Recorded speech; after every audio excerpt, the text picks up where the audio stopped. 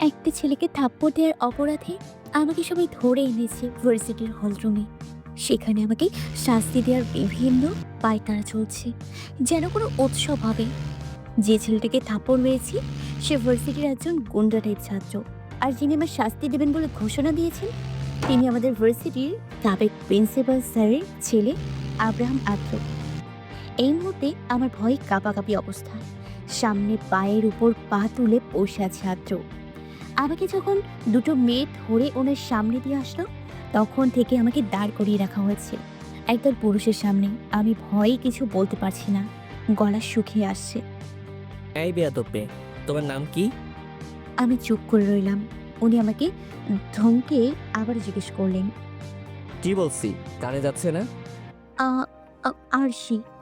তো মিস আরশি, তুমি ছেলেটার গায়ে হাত তুলছো কেন? এই ছেলেটা আমার সাথে বেয়াদবি করার চেষ্টা করেছিল। কেমন বেয়াদবি?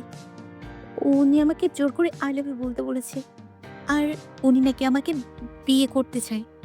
আদ্র রাগী চোখে তাকালো ছেলেটার দিকে। ছেলেটা মাথা নিচু করে দাঁড়িয়ে আছে। উনি জিজ্ঞেস করলেন, আরশি যা বলছে তা সত্যি? জি ভাইয়া। তাহলে তুই আমার কাছে বিচার চাইতে আসছিস কেন? ভাইয়া, এই মেয়ে আমাকে চর বসিয়ে দিয়েছে, আর আপনি বিচার করবেন না? তো তুই কি করছিস? তুই মেয়েটাকে গিয়ে এসব বলেছিস কেন? বেয়াদবি করেছিস কেন? আমাদের ভার্সিটিতে তো এসব হয়ই। আদ্র উঠে দাঁড়ালো। ছেলেটার কাছে গিয়ে একটা থাপ্পড় মেরে ওকে চলে যেতে বললো। রুম থেকে সবাইকে বের করে দিল। তারপর আমার সামনে আমার চুলগুলো ফু দিয়ে সরিয়ে দিল। আমাকে বলল, ভবিষ্যতে তোমার নামে যাতে আর কোনো কমপ্লেন না আসে, আজ তোমাকে হেল্প করলাম, যেটা অন্য ছেলে মেয়েদের ক্ষেত্রে করি না। Mind it. আমি চলে আসলাম। বাবা, মনে হচ্ছিল আজ আমি শেষ। ক্লাসে চলে গেলাম। একটা ক্লাস অলরেডি মিস হয়ে গিয়েছে। সঙ্গে সঙ্গে ঘটনাটাও ভুলে গেলাম। ইউনিভার্সিটি ছুটি হওয়ার পর শুনশান রাস্তা ধরে হেঁটে ফিরছিলাম আমি। দুপুরে গরম বাতাস বইছে। আমি রাস্তা বাঁক নিয়ে আর একটু এগোতেই হঠাৎ একটা ছেলের গাড়ি প্রায় আমার উপরে উঠে যাচ্ছিল। ছেলেটার গাড়িটা থামিয়ে হুড়মুড়িয়ে আমার সামনে এসে দাঁড়ায়। ছেলেটার দিকে তাকালাম। অসম্ভব সুন্দর একটা ছেলে। কোথায় যেন দেখেছি, ঠিক মনে করতে পারছি না আমি। তারপর হঠাৎ মনে পড়লো, আরে এটা তো ভার্সিটি সেই বড় ভাইয়াটা। আমার উপর আরেকটু হলেই গাড়ি উঠিয়ে দিয়েছিল। এবার আর আমি চুপ থাকতে পারলাম না। বিস্ময় ভাব কাটিয়ে বললাম, এই যে ভাইয়া, এসব কি হচ্ছে? দেখে গাড়ি চালাতে পারে না? কানা নাকি? ছেলেটা আমার দিকে তাকিয়ে রেগে ঠোঁট উল্টে পড়ল, রাস্তার মাঝখান দিয়ে হাঁটলে গাড়ির নিচে চাপাই পড়তে নিজের দোষ, আবার আমাকে চোখ রাঙাচ্ছ? বেশ করেছি, আমার যেখানে দিয়ে ইচ্ছে সেখান দিয়ে যাব, আপনি দেখে চালালেই হলো। বলতেই আদ্র আমার হাত চেপে ধরলো। আমি হাত নড়চড় করতে লাগলাম, যার ফলে ওনার হাত ফসকে আমি পড়ে গেলাম মাটিতে। প্রচণ্ড ব্যথা পেলাম কোমরে। আমার সাথে বেয়াদবি করলে এমনই হবে। Got it? আমি আস্তে আস্তে উঠে দাঁড়ানোর চেষ্টা করলাম। দাঁড়িয়ে রেগে বললাম, মেয়েদের কিভাবে সম্মান দিতে হয় জানেন না? একটা অভদ্র লোক। তুমি ভদ্র? নিজে অভদ্রতা করে বেড়াও, আবার বড় বড় কথা। তোমাকে দেখে নেব, বেয়াদব মেয়ে। আমি ওনার রাগ সম্পর্কে আজ ক্লাসে শুনেছিলাম, সেজন্য ওনাকে এক অদ্ভুত কারণে আমার পছন্দ নয়। দেখতে যত সুন্দর ততই বদমেজাজি লোক। আমি এখন কি বলবো ঠিক বুঝতে পারছি না। উনি যদি আমার সাথে খারাপ কিছু করে তখন? হ্যালো মিস, এখন কথা উড়ে গেল কেন? বেশ পকপক করছিলে তো। আমি যে আজ তোমাকে হেল্প করলাম সেটা মনে নেই? এখন আমার সাথে মিসবিহেভ করেছো, সো ক্ষতিপূরণ দিতে হবে। জি জি ভাইয়া, কি কি কি ক্ষতিপূরণ দিব? এই তুমি কাকে ভাই বলছো? স্যার বলো। ক্ষমা চাও। রিডিকিউলাস। জি স্যার, সরি, কিন্তু কি ক্ষতিপূরণ দিব স্যার? উনি কিছুক্ষণ ভাবলেন, তারপর বললেন, এখন নিব না ক্ষতিপূরণ, আমার যখন ইচ্ছা তখন নেব। So be ready. জি। তাহলে আর আমার সাথে মতো দুঃসাহস দেখাবে? না স্যার। Good girl. কোমর ব্যথাটা কিছুটা কমেছে। নিজের কাপড় ঠিক করছি আর ভাবছি এক দৌড়ে এই রাস্তা পার হয়ে যাব, কিন্তু না, হঠাৎ একটা মেয়ে, সম্ভবত আদ্র লোকটার বান্ধবী, এসে ঠাস করে আমার গালে চড় মেরে বসলো আর চেঁচিয়ে বলল, এই ফকিন্নির মতো মেয়েটা তোমার সাথে, আর তুমি তা টলারেট করলে আদ্র? তারপর আমার দিকে তাকিয়ে আমার হাত মুচড়ে ধরে বলল, খুব শখ না? খুব শখ আদ্রর সাথে ঢলাঢলি করার? বলেই আমাকে আরেকটা চর মারতে গেলেই আদ্র স্যার ওনার হাত ধরে ফেললেন। মেয়েটার গালে রেগে একটা চর বসিয়ে দিয়ে বলল, 3 ঘন্টা তুমি আমার টাইম ওয়েস্ট করেছো ফারিন। তোমার জন্য আজ আমাদের সব প্ল্যান নষ্ট হয়ে গিয়েছে। আর তুমি ফুর্তি করে এসে এখানে অন্যের গায়ে হাত তুলছো। Damn it. আমি চিনতে পারলাম উনি সুপার মডেল ফারিন। বিভিন্ন কুকীর্তি রয়েছে ওনার নামে। একদম বেয়াদব একটা মেয়ে। কিন্তু এই বেয়াদব মেয়েটা আমাকে শুধু শুধু চর মারলো। দেখলাম প্রচণ্ড রাগ হলো। আমিও গিয়ে ঠাস করে চর মারলাম ওকে। নিজের দোষ দেখিস আগে, তারপর আমার সাথে লাগতে আসিস, নোংরা মেয়ে। ফারিন আদ্র স্যারের হাতে মার খেয়ে ন্যাকা কান্না করছিল। আমি থাপ্পড় দেয় জ্বলন্ত চোখে আমার দিকে তাকালো। আমি বললাম, কি হ্যাঁ কি, নিজেকে খুব সুন্দরী ভাবিস না? তোর ভূতের মতন চোখ দুটো দিয়ে অন্য কারোর দিকে এই নোংরা চোখে তাকাস, নোংরা মেয়ে কোথাকার। এই আরশির সাথে লাগতে আসলে তোর চোখ উপড়ে ফেলতে আমি দ্বিতীয়বার ভাবো না। গড ইট।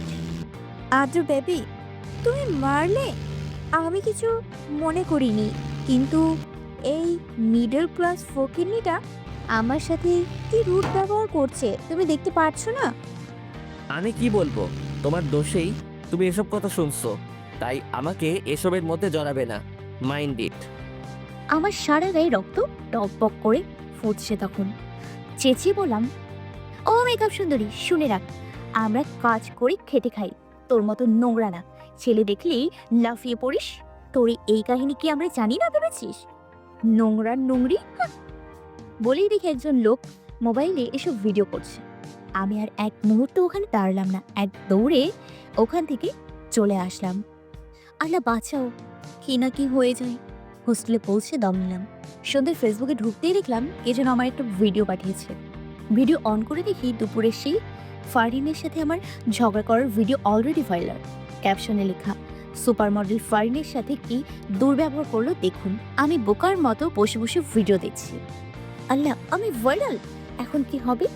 কেন গেলাম রাগের বশে এই মেয়ের সাথে উল্টাপাল্টা কথা বলতে? অনেকক্ষণ কাঁদলাম। বান্ধবীরা সবাই ফোন দিচ্ছে, সবাই ফারিনের সাথে হওয়া ঝামেলার বিষয়ে জানতে যাচ্ছে। আমি ফোন বন্ধ করে বসে আছি। কেউ তো আর আসল সত্যিটা জানে না কোন পরিস্থিতিতে আমি এসব করেছি। রাতের বেলা ঘুমের মধ্যে টের পেলাম কে যেন গাল ছুঁয়ে দিচ্ছে, আমার দিকে তাকিয়ে আছে। আমি ভয়ে চিতিয়ে রইলাম, চোখটা খোলার সাহসও হলো না। গভীর ঘুমে একসময় তলিয়ে গেলাম। পরের দিন খুব ভোরে মোবাইল ফোনের দিকে বিরক্তিকর শব্দে আমার ঘুম ভাঙলো।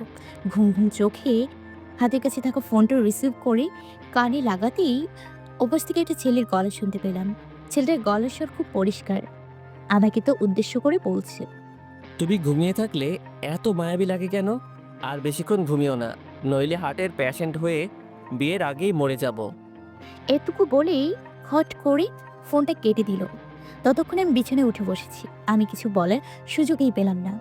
অজানা ব্যক্তিটাকে কাল রাতের ঘটনাটা মনে পড়তেই আমার সন্দেহ হলো। তাহলে কি কাল রাতে সত্যিই কেউ আমার কাছে এসেছিল, বা ফোনের লোকটা কি রাতের লোকটাই?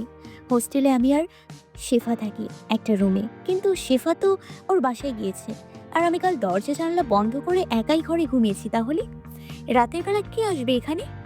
শেফার কোনো প্রেমিক হয়তো আমাকে শেফা মনে করে এসব করেছে। ভাবতেই বারান্দার দিকে চোখ পড়লো। বারান্দার দরজা খোলা, সেখান দিয়ে খুব বেশি কঠিন নয় কোনো ছেলের পক্ষে আসা যাওয়া করাটা। দোতলা টপকে আসাটা খুব সহজ। তাহলে কি বারান্দা দিয়ে রাতে কেউ এসেছিল? বাসের জানালা দিয়ে মৃদু মন্দ বাতাস বইছে। বাইরের কোলাহল সবকিছু কেমন অদ্ভুত দপদপানিতে পরিণত হচ্ছে। খারাপ লাগছিল না শব্দটা, নেশা নেশা ভাব। ইউনিভার্সিটিতে যাচ্ছি আমি, শেফার বাসা থেকে ঘুরে এসেছি। ওকে জিজ্ঞেস করতে গেছিলাম ওর এমন কোনো ছেলে বন্ধু আছে কিনা যে এমন করতে পারে, কিন্তু না, আমাকে পরিষ্কার জানালো ওর কোনো কালেরই কোনো ছেলে বন্ধু ছিল না, আর না কোনো গোপন প্রেমী। আর এসব শুনে বেচারি ভয়ই আধমরা। তবে কি আমারই কোনো প্রেমিক? কিন্তু কিভাবে? আমাকে কোনো ছেলে কখনো এমন প্রপোজাল বা ইঙ্গিত দেয়নি যে আমাকে ভালোবাসে। আর ভার্সিটিতে কালকে যেটা হয়েছিল সেটা নিশ্চয়ই গুন্ডা টাইপের ছেলেটা এমনিই করেছিল, সিরিয়াস নয়। ইস, আমার টেনশনে মাথা ফেটে যাচ্ছে। ছোটবেলা থেকে প্রত্যেক মানুষের কিছু আশা থাকে, চাওয়া পাওয়া থাকে। এই চাওয়া থেকে আমাদের মনে প্রবল ইচ্ছে জাগে, সময়ের সাথে নিজের ভবিষ্যতের কথা ভেবে কিছু আশা চাওয়াকে জলাঞ্জলি দিয়ে কেউ টাকার জন্য, কেউ উচ্চশিক্ষার জন্য ইচ্ছেটাকে মেরে ফেলে। এগোতে হয় ভবিষ্যৎ সুন্দর করার জন্য। সেজন্য প্রেমের বিষয়ে আমি সর্বদাই উদাসীন। এসব ভাবার সময় নেই আমার। তবে আমার সাথে যেসব অদ্ভুত কাণ্ড ঘটল তার রহস্যটা তো আমাকে জানতেই হবে। ভার্সিটিতে ঢুকতেই দেখলাম সবাই আমার দিকে তাকিয়ে আছে। কালকের ভাইরাল ভিডিওটার জন্য নিশ্চয়ই। কিন্তু এভাবে হাসতে হাসতে লুটোলুটি খাচ্ছে কেন? আমি করিডোর ধরে ক্লাসের দিকে যেতে লাগলাম। সামনে পড়লো কালকে সেই ছেলেমেয়েদের ক্রাশ আজব। আমাকে পা থেকে মাথা পর্যন্ত একবার দেখে উনিও হাসতে লাগলেন। আমার পিত্ত জ্বলে যাচ্ছে। উনি হাসতে হাসতে সাথে থাকা সেকেন্ড ইয়ারের একটা ছেলেকে জিজ্ঞেস করলেন, আজকাল কি ভার্সিটিটা জোকারে ভরে গিয়েছে নাকি নাইম? দেখ তো, আমাদের সামনে কোনো মেয়ে জোকার দাঁড়িয়ে আছে নাকি? ওনার এই কথাটা আমার সহ্যের সীমা অতিক্রম করলো। সাথে সাথে আমি ঠাস করে ওনাকে একটু চড় মেরে বসলাম। এমনিতেই আছি এক ঝামেলায়, তার উপর সবাই আমাকে দেখে হাসছে আর উনি সরাসরি আমাকে জোকার বলে অপমান করলেন। আমি রেগে বললাম, আপনারা বড় লোকেরা শুধু মানুষের অপমান করতেই জানেন, তবে আমাকে এত আবলা ভাববেন না, ঠিক আছে? থাপ্পড়ের কথাটা মাথায় রাখবেন। যখন থেকে আপনার সাথে দেখা তখন থেকেই আমার সাথে সব খারাপ ঘটনা ঘটছে। আপনি আর আমার সামনে আসবেন না। উনি অবাক হয়ে রক্তচক্ষু নিয়ে আমার দিকে তাকালেন। চড় খেয়ে ওনার গাল লাল হয়ে গিয়েছে। হয়তো উনি ভাবতে পারছেন না কাল স্যার বলে ডাকা মেয়েটা আজ সরাসরি ওনাকে থাপ্পড় মেরে বসলো। আশেপাশে কেউ না থাকায় কারোর দৃষ্টিতে পড়েনি। ওনাকে এক প্রকার অ্যাভয়েড করে আমি সামনে পা বাড়ালাম। ক্লাসে ঢুকতেই আরও একবার সবার হাসির পাত্র হলাম। একটা মেয়ে এসে আমাকে বলল, তুমি দুই পায়ে দুই জুতো পরে এসেছো কেন? আবার জামার রং লাল, পাজামা কালো, ওড়না নীল কেন? আমি নিজের দিকে তাকিয়ে দেখি আসলেই তাই। এবার আমার নিজেকে দেখে নিজেই রাগ হচ্ছে। সত্যিই নিজেকে জোকার মনে হচ্ছে। নিজে জোকার সেজেছি তো, লোকে তো জোকার বলবে। তো ওই আজের চটটা কি আমি এমনি এমনি দিলাম? ইস, কাজটা ঠিক হয়নি। ইউনিভার্সিটির একমাত্র বড় ভাই, তাও সাবেক ভিসির পুত্র, সে কি না আমার মতো নগণ্য একটা মেয়ের হাতে থাপ্পড় খেলো? এটা আমি হলে কখনোই মেনে নিতাম না। তাহলে এই ছেলেও নিশ্চয়ই মানবে না। রেগে গিয়ে না আবার আমাকে এখান থেকে বের করে দেয়। তার চেয়ে হোস্টেলে ফিরে যাওয়াটাই ভালো এখন। সবার হাসির পাত্রে হয়ে থাকতে পারবো না। আবার লোকটার সামনে পড়ে গেলে লোকটা না জানি কি করে বসে। এসব সাত পাঁচ ভেবে শেষমেশ ঠিক করলাম আমি হোস্টেলে চলে যাই। সিঁড়ি বেয়ে নামছি, আশেপাশে কেউ নেই। চারতলা থেকে দোতলায় নামতেই কে যেন পেছন থেকে আমাকে জড়িয়ে ধরে দু চোখ বেঁধে আমাকে একটু ফাঁকা ক্লাসে নিয়ে গেল। আমি তো ভয়ে শেষ। আমাকে কি কেউ কিডন্যাপ করলো নাকি? ভাবতেই দরজা বন্ধ করার শব্দ পেলাম। তারপরে বিকট একটা শব্দ পেলাম, কেউ হয়তো লাথি দিয়ে কিছু ভেঙে ফেলছে। আমার হাতটা উড়ে গেল। হাত আর চোখ বাধা থাকায় সামনের ব্যক্তিটাকে দেখতে পাচ্ছি না। আমি ভয়ে ভয়ে বললাম, কে কে কে কে আপনি? আমার চোখ বেঁধে রেখেছেন কেন? কেউ এসে আমার চোখের বাঁধন খুলে দিল। অনেকক্ষণ পরে চোখ খোলা পেয়ে মিটমিট করে তাকিয়ে আলোটা চোখে শুয়ে নিয়ে সামনে তাকিয়ে দেখলাম আদ্র। আমার গায়ে হাত দিয়ে বড় ভুল করেছো তুমি। এবার তুমি দেখবে আমি কে এবং কি কি করতে পারি। Just wait and watch. আমি কি কি কি করেছি স্যার? স্যার? বাহ, কালকে তোমাকে ওয়ার্ন করার পরেও তুমি আজ আমার সাথে রুড বিহেভ করেছো। এখন আবার স্যার বলছো? থাপ্পড় মারার সময় মনে ছিল না? আমি খুব দুঃখিত স্যার। তোমার দুঃখ তোমার কাছেই রাখো। আমাকে ছেড়ে দিন ভাই, প্লিজ। উনি আবারও আমার দিকে রেগে তাকালেন, বললেন, শোনো, আমাকে ভাই বলবে না। আমি তোমার সিনিয়র বলে কি আমাকে তোমার ভাই বানিয়ে ফেলতে হবে? Damn it. ভাই বললে কি সমস্যা? স্যার তো আপনি নন, তাহলে স্যার বলবো কেন? আমার এ কথা যেন আগুনে ঘি ঢালার মতো হলো। উনি রেগে আমার সামনে বেঞ্চটাতে লাথি মেরে আমার গলা চেপে ধরলেন, আমাকে দেয়ালের সাথে চেপে ধরলেন। আর একবার ভাই বললে ডিরেক্ট খুন করে ফেলবো। আমি এবার জোরে কেঁদে উঠলাম। প্রচুর ভয় পেলাম। মনে মনে ভাবছি, ভার্সিটির ভিসির পুত্র বলে কি উনি সাধারণ স্টুডেন্টদের সাথে এমন করবেন? ভার্সিটিটা কি ওনার বাবার নিজের সম্পত্তি? আর আমাকে যেভাবে তুলে এনেছে মনে হচ্ছে আমি সরকারি সম্পত্তি। আমাকে আটকে রাখা যায়, খুন করার হুমকি দেওয়া যায়, সব করা যায়। কানে কথা গেল মিস আরশি, নাকি অন্য কিছু করব? কানে এবং মনে কথা ঢোকানোর জন্য? ও অন্য কি কিছু করবেন মানে? এই, একদম ন্যাকা কান্না কেঁদে চোখের পানি নষ্ট করবে না। চোখের পানি বাঁচিয়ে রাখো, কারণ এরপর থেকে আমি তোমার সাথে যা যা করবো তা খুব ভয়ানক হবে।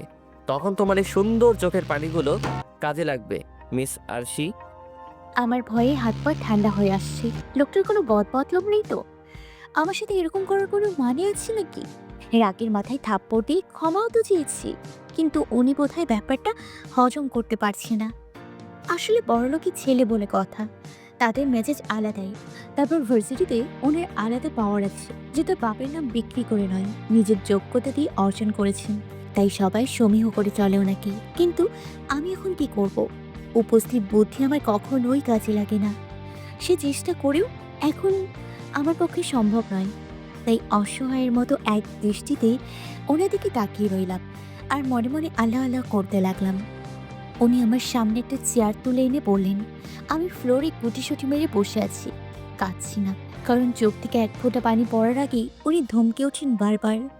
আমি কান্না করার সময় একবারও আমার মুখের দিকে তাকাননি, অন্যদিকে তাকিয়ে শক্ত গলায় বললেন, চোখের পানি মুছো, না হলে ফল ভালো হবে না। শাস্তি তো শুরুই হয়নি। আমি ভয়ে ভয়ে জিজ্ঞেস করি, কে কে কে কিসের শাস্তি? আমি তোমাকে বলতে বাধ্য নই। আপনি কি আমাকে মারবেন? তোমার কি আমাকে বাচ্চা মনে হচ্ছে? শুনে রাখো, আমি মেয়েদের গায়ে হাত দেই না। তাছাড়া তোমাকে কিভাবে টর্চার করব সেটা আমার ভাবা হয়ে গিয়েছে। আমি তো ক্ষমা চাইলাম আপনার কাছে, সরি বললাম তো, তাহলে এরকম কেন করছেন? Sorry my food. তুমি আমাকে থাপ্পড় মারবে আর আমি আদ্র চুপচাপ বসে থাকবো, তাই না? তাহলে বলবো তুমি আমাকে এখনো ঠিক চিনতে পারোনি। আমি নীরবে কেঁদে উঠলাম, চোখ থেকে দুফোঁটা পানি বের হয়ে আসলো। ওনার লক্ষ্যে আমি ওনা দিয়ে মুছে নিলাম। হাত পাগুলো বাঁধা নয়, ইচ্ছে করলেই আমি পালাতে পারি, কিন্তু আব্রাহাম আদ্র এতটাও বোকা নন। তাই ক্লাসের দরজা ভেতর থেকে তালা দিয়ে চাবি নিজের কাছে রেখে দিয়েছেন। চুপচাপ অনেকক্ষণ বসে রইলাম, উনিও বাইরের দিকে তাকিয়ে আছেন। জানালা দিয়ে গলে আসা হিম বাতাস বারবার আমার গায়ে কাটা দিচ্ছিল। একটা ছেলের সাথে এরকম রুমে একা আছি আমি। ছি, কেউ জানতে পারলে কি হবে আমি ভাবছি। সবাই আমাকেই খারাপ ভাবে। এভাবেই প্রায় বেশ কিছুক্ষণ কেটে গেল। সন্ধ্যা নেমে আসছে বোধহয়, তাহলে তো ভার্সিটিও ছুটি হয়ে গিয়েছে। আমার হঠাৎ হাত পা ঠান্ডা হয়ে আসছে, আমার মাথা ঘুরছে, গলা দিয়ে আওয়াজ বের হচ্ছে না। প্রচুর পানি খেতে ইচ্ছে করছে। উনি এক মনে মোবাইল টিপাটিপি করছে। নড়ার শক্তিটুকু হারিয়ে ফেলার আগে আমি কোনো মতে বললাম, শুনছেন? শুনছি। আমাকে প্লিজ ছেড়ে দিন, আমাকে হোস্টেলে যেতে দিন। সেটা আজ আর হয়ে উঠছে না। আমার সঙ্গে এরকম করে আপনার লাভটা কি? তোমাকে শাস্তি না দিতে পারলে আমি আজ রাতে ঘুমাতেই পারবো না, বুঝলে? আমাকে কেউ এভাবে অপমান করে শান্তিতে ঘুমাবে, তা এই আদ্র কখনোই টলারেট করতে পারবে না।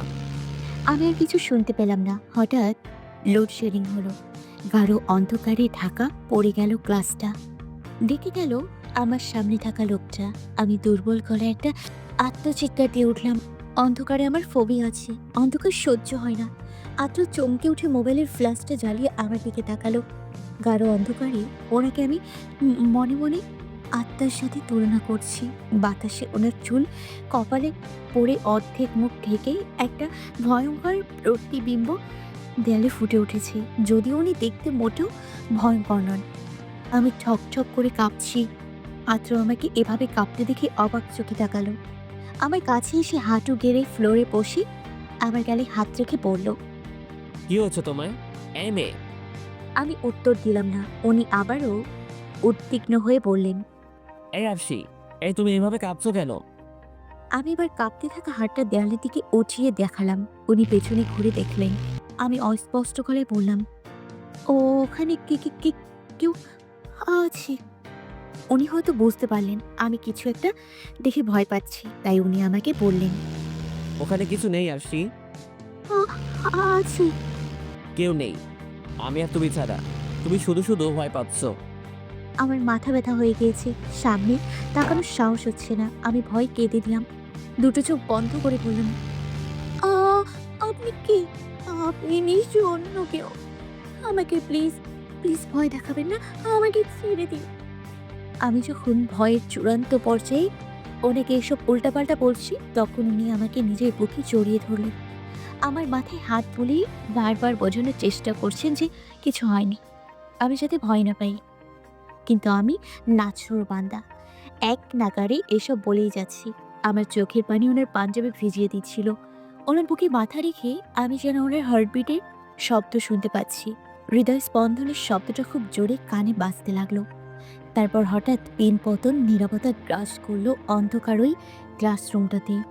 আমি ধীরে ধীরে জ্ঞান হারাতে লাগলাম। জ্ঞান হারানোর আগে শুধু বলতে লাগলাম, পানি, পানি খাবো। এরপর আমার আর কিছু মনে নেই।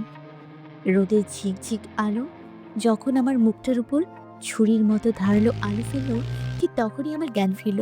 মাথাটা ভার হয়ে আছে, আশেপাশে চোখ মেললাম, কিন্তু যা আমি দেখলাম তার জন্য মোটেও প্রস্তুত ছিলাম না।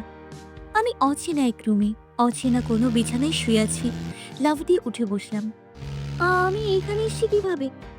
সব কিছু মনে করে চেষ্টা করলাম, কিন্তু এইটুকু ইউনিভার্সিটির অন্ধকার রুমে আমি আদ্রের সাথে আছের বুকে। এরপর আমার কোনো কিছুই আর মনে আসছে না। আমাকে এখানে আনলো কে? আমার সাথে কি কেউ খারাপ কিছু করেছে? মনে হতেই চমকে উঠলাম। নিজের দিকে তাকিয়ে দেখলাম, না, সব তো ঠিকই আছে। অতিরিক্ত ঘুমানোর ফলে মুখ চোখ ফোলা ফোলা লাগছে। এসব ভেবে ভেবে অবাক হচ্ছি আর নখ কামড়াচ্ছি। ঠিক তখনই ক্যাচ ক্যাচ শব্দ করে রুমের দরজাটা খুলে ভেতরে ঢুকলো আদ্র। আমাকে এভাবে বিছানায় বসে থাকতে দেখে গম্ভীর গলায় বলল। ঘুম ভাঙলো? আমি চুপ করে আছি। এখন কেমন লাগছে তোমার? আমি এবারও চুপ। উনি এবারও রেগে বললেন, এই বিয়াতব মেয়ে, কি বলছি কানে যাচ্ছে না? নাকি কালকের মতো টাইট দেবো? আমি এবার চুপ থাকতে পারলাম না। ভয়ে ভয়ে বিছানার এক কোনায় গিয়ে বসে জিজ্ঞেস করলাম, আমাকে এখানে কেন নিয়ে এসছেন আপনি? উনি কপাল কুঁচকে তাকালেন। পরনের পাঞ্জাবির হাতাটা ফোল্ড করতে করতে বললেন, তোমার সামনে যেহেতু আমাকে দেখতে পাচ্ছ, তার মানে আমি সব করেছি। তুই সব করেছেন মানে? আপনি আমার অসহায়ত্বে এভাবে সুযোগ নিলেন? ওনার চেহারা দেখে মনে হচ্ছে উনি কিছু ভুল শুনছেন বা আমার কথাটা উনি বিশ্বাস করতে পারছেন না। উনি জোর গলায় চিল্লিয়ে বললেন, তোমার মাথায় এসব কি উল্টাপাল্টা চিন্তা আসে? আমাকে দেখে কি তোমার এমন মনে হয়? আর তুমি কি প্রস্টিটিউট? এভাবে কথা বলা দেখে সবাই কিন্তু তোমাকে প্রস্টিটিউট ভাববে। তোমার আর আমার মধ্যে কি হচ্ছে জানতে চাও? ওয়েট, বলছি। কাল রাতে আমি আর তুমি। আমি কানে দুহাত চেপে ধরে বললাম, আল্লাহর রাস্তে আপনি চুপ করুন। উনি সোফায় পায়ের উপর পা তুলে বসে কফিতে চুমুক দিতে দিতে বললেন, তোমাকে শুনতে হবে আসছি।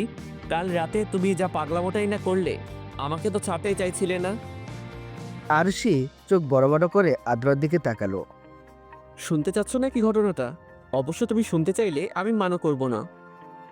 না না, আপনাকে আর কিছু বলতে হবে না।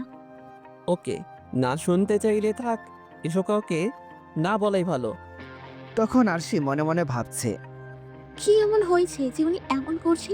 ওনার হাবভাব দেখে মনে হচ্ছে এর চেয়ে গুরুত্বপূর্ণ ঘটনা দুনিয়াতে আর দ্বিতীয়টি নেই। যাই হোক, খারাপ কিছু না হলেই হলো। আমার শাস্তি কি শেষ হয়েছে নাকি আরো কিছু বাকি আছে? আদ্র আরশির দিকে তাকালো। বাহ, শাস্তি পাওয়ার জন্য এত তোলা? এমন হতে দেখিনি কাউকে। এখানে উতলা হওয়ার কি দেখলেন? আমি তো শুধু জিজ্ঞেস করেছি। আদ্র অবাক হওয়ার ভান করে সন্দেহ নিয়ে আরশির দিকে তাকালো। তুমি কি আমার প্রেমে টেমে পড়ে গেছো নাকি মেয়ে? এমনভাবে কথা বলছো, আমার তো তাই মনে হচ্ছে। আরশি বিরক্ত হয়ে বলল, মোটেও না। আপনার মতো কিডন্যাপারের সাথে প্রেমে হাবুডুবু হওয়ার ইচ্ছা আমার নেই। আমি কিডন্যাপার? আরশি ভয় পেলেও উত্তর দিল না। উল্টোর দিকে ঘুরে আল্লাহ আল্লাহ করছে। আদ্র আর কিছু বলল না। কাকে যেন ফোন দিল, কিছু বলে রেখে দিল। একটু পরে একটা মহিলা নাস্তা নিয়ে আসলো। আদ্র মহিলাকে আরশির দিকে ইশারা করলো। আরশি অবাক হয়ে তাকাতেই মহিলাটি ট্রেটা আরশির সামনে রেখে বলে দ্রুত বেরিয়ে গেল। আরশি আদ্রকে জিজ্ঞেস করলো, কি হচ্ছে এগুলো? আদ্র ভাবলেশহীনভাবে বলল, খেয়ে নাও, কাল থেকে তো কিছুই খাওনি। খাবো না। খাবো না মানে? খাবো না মানে খাবো না। কেন খাবে না? খিদে নেই। তাছাড়া অচেনা অজানা মানুষের দেয়া খাবার আমি খাই না। কাল থেকে না খেয়ে আছো, বলছো খিদে পাইনি? তুমি কি পাগল? না খেয়ে এতক্ষণ থাকছো কিভাবে? হোস্টেলে থাকি, কোনো সময় ৩-৪ দিনও না খেয়ে থাকতে হয়েছে। এখন এসব অভ্যাস হয়ে গিয়েছে। ক্যান্টিনে থাকতে না খেয়ে থাকো মানে? বলছিলাম না। আপনি এসব বাদ দিন। আমাকে এখান থেকে যেতে দিন প্লিজ। আমার অনেক কাজ আছে। আগে খেয়ে নাও, তারপর যাওয়ার কথাটা ভেবে দেখব। তার মানে আমার শাস্তি শেষ? আমি কখন বললাম শাস্তি শেষ? শাস্তি তো দেইনি তোমাকে, জাস্ট ট্রেইলার দেখালাম। তোমার শাস্তিটা আমি ঠিক করব, বুঝলে? সো বেশি কথা না বলে জলদি খাবার শেষ করো। আরশির মনটা আবারও পো ডাকা শুরু করলো। নিঃশব্দে খেতে লাগলো আরশি। খাবারটা কেমন নিঃস্বাদ লাগছে। এটাকে নাকি স্যুপ বলে। আরশি কখনো স্যুপ খায়নি, যার ফলে স্মেলটাও সহ্য হচ্ছে না। তাও গিলতে লাগলো। আরশির খাওয়া শেষ হতেই আদ্র বলল, সো রেডি? কি রেডি? তুমি না হোস্টেলে ফিরতে চাও? ও চলুন। আচ্ছা শুনো, তুমি না আর জোগাড় সেজে ভার্সিটিতে এসো না। আপনাকে আর বলতে হবে না। তারপর আরশি ওই রুম থেকে আদ্রর পেছন পেছন বের হলো। তারপর আরশির চক্ষু চড়ক গাছ। কি সুন্দর সাজানো গোছানো একটা বাড়ি, চারদিক যেন আলোতে ঝলমল করছে। আরশি হা করে তাকিয়ে রইল, কারণ এত সুন্দর বাড়ি এর আগে আরশি আর কখনো দেখেনি। আদ্র পেছনে ঘুরে দেখে আরশি হা করে বাড়ির দিকে তাকিয়ে আছে। এই মেয়ে, হাঁ করে তাকিয়ে আছো কেন?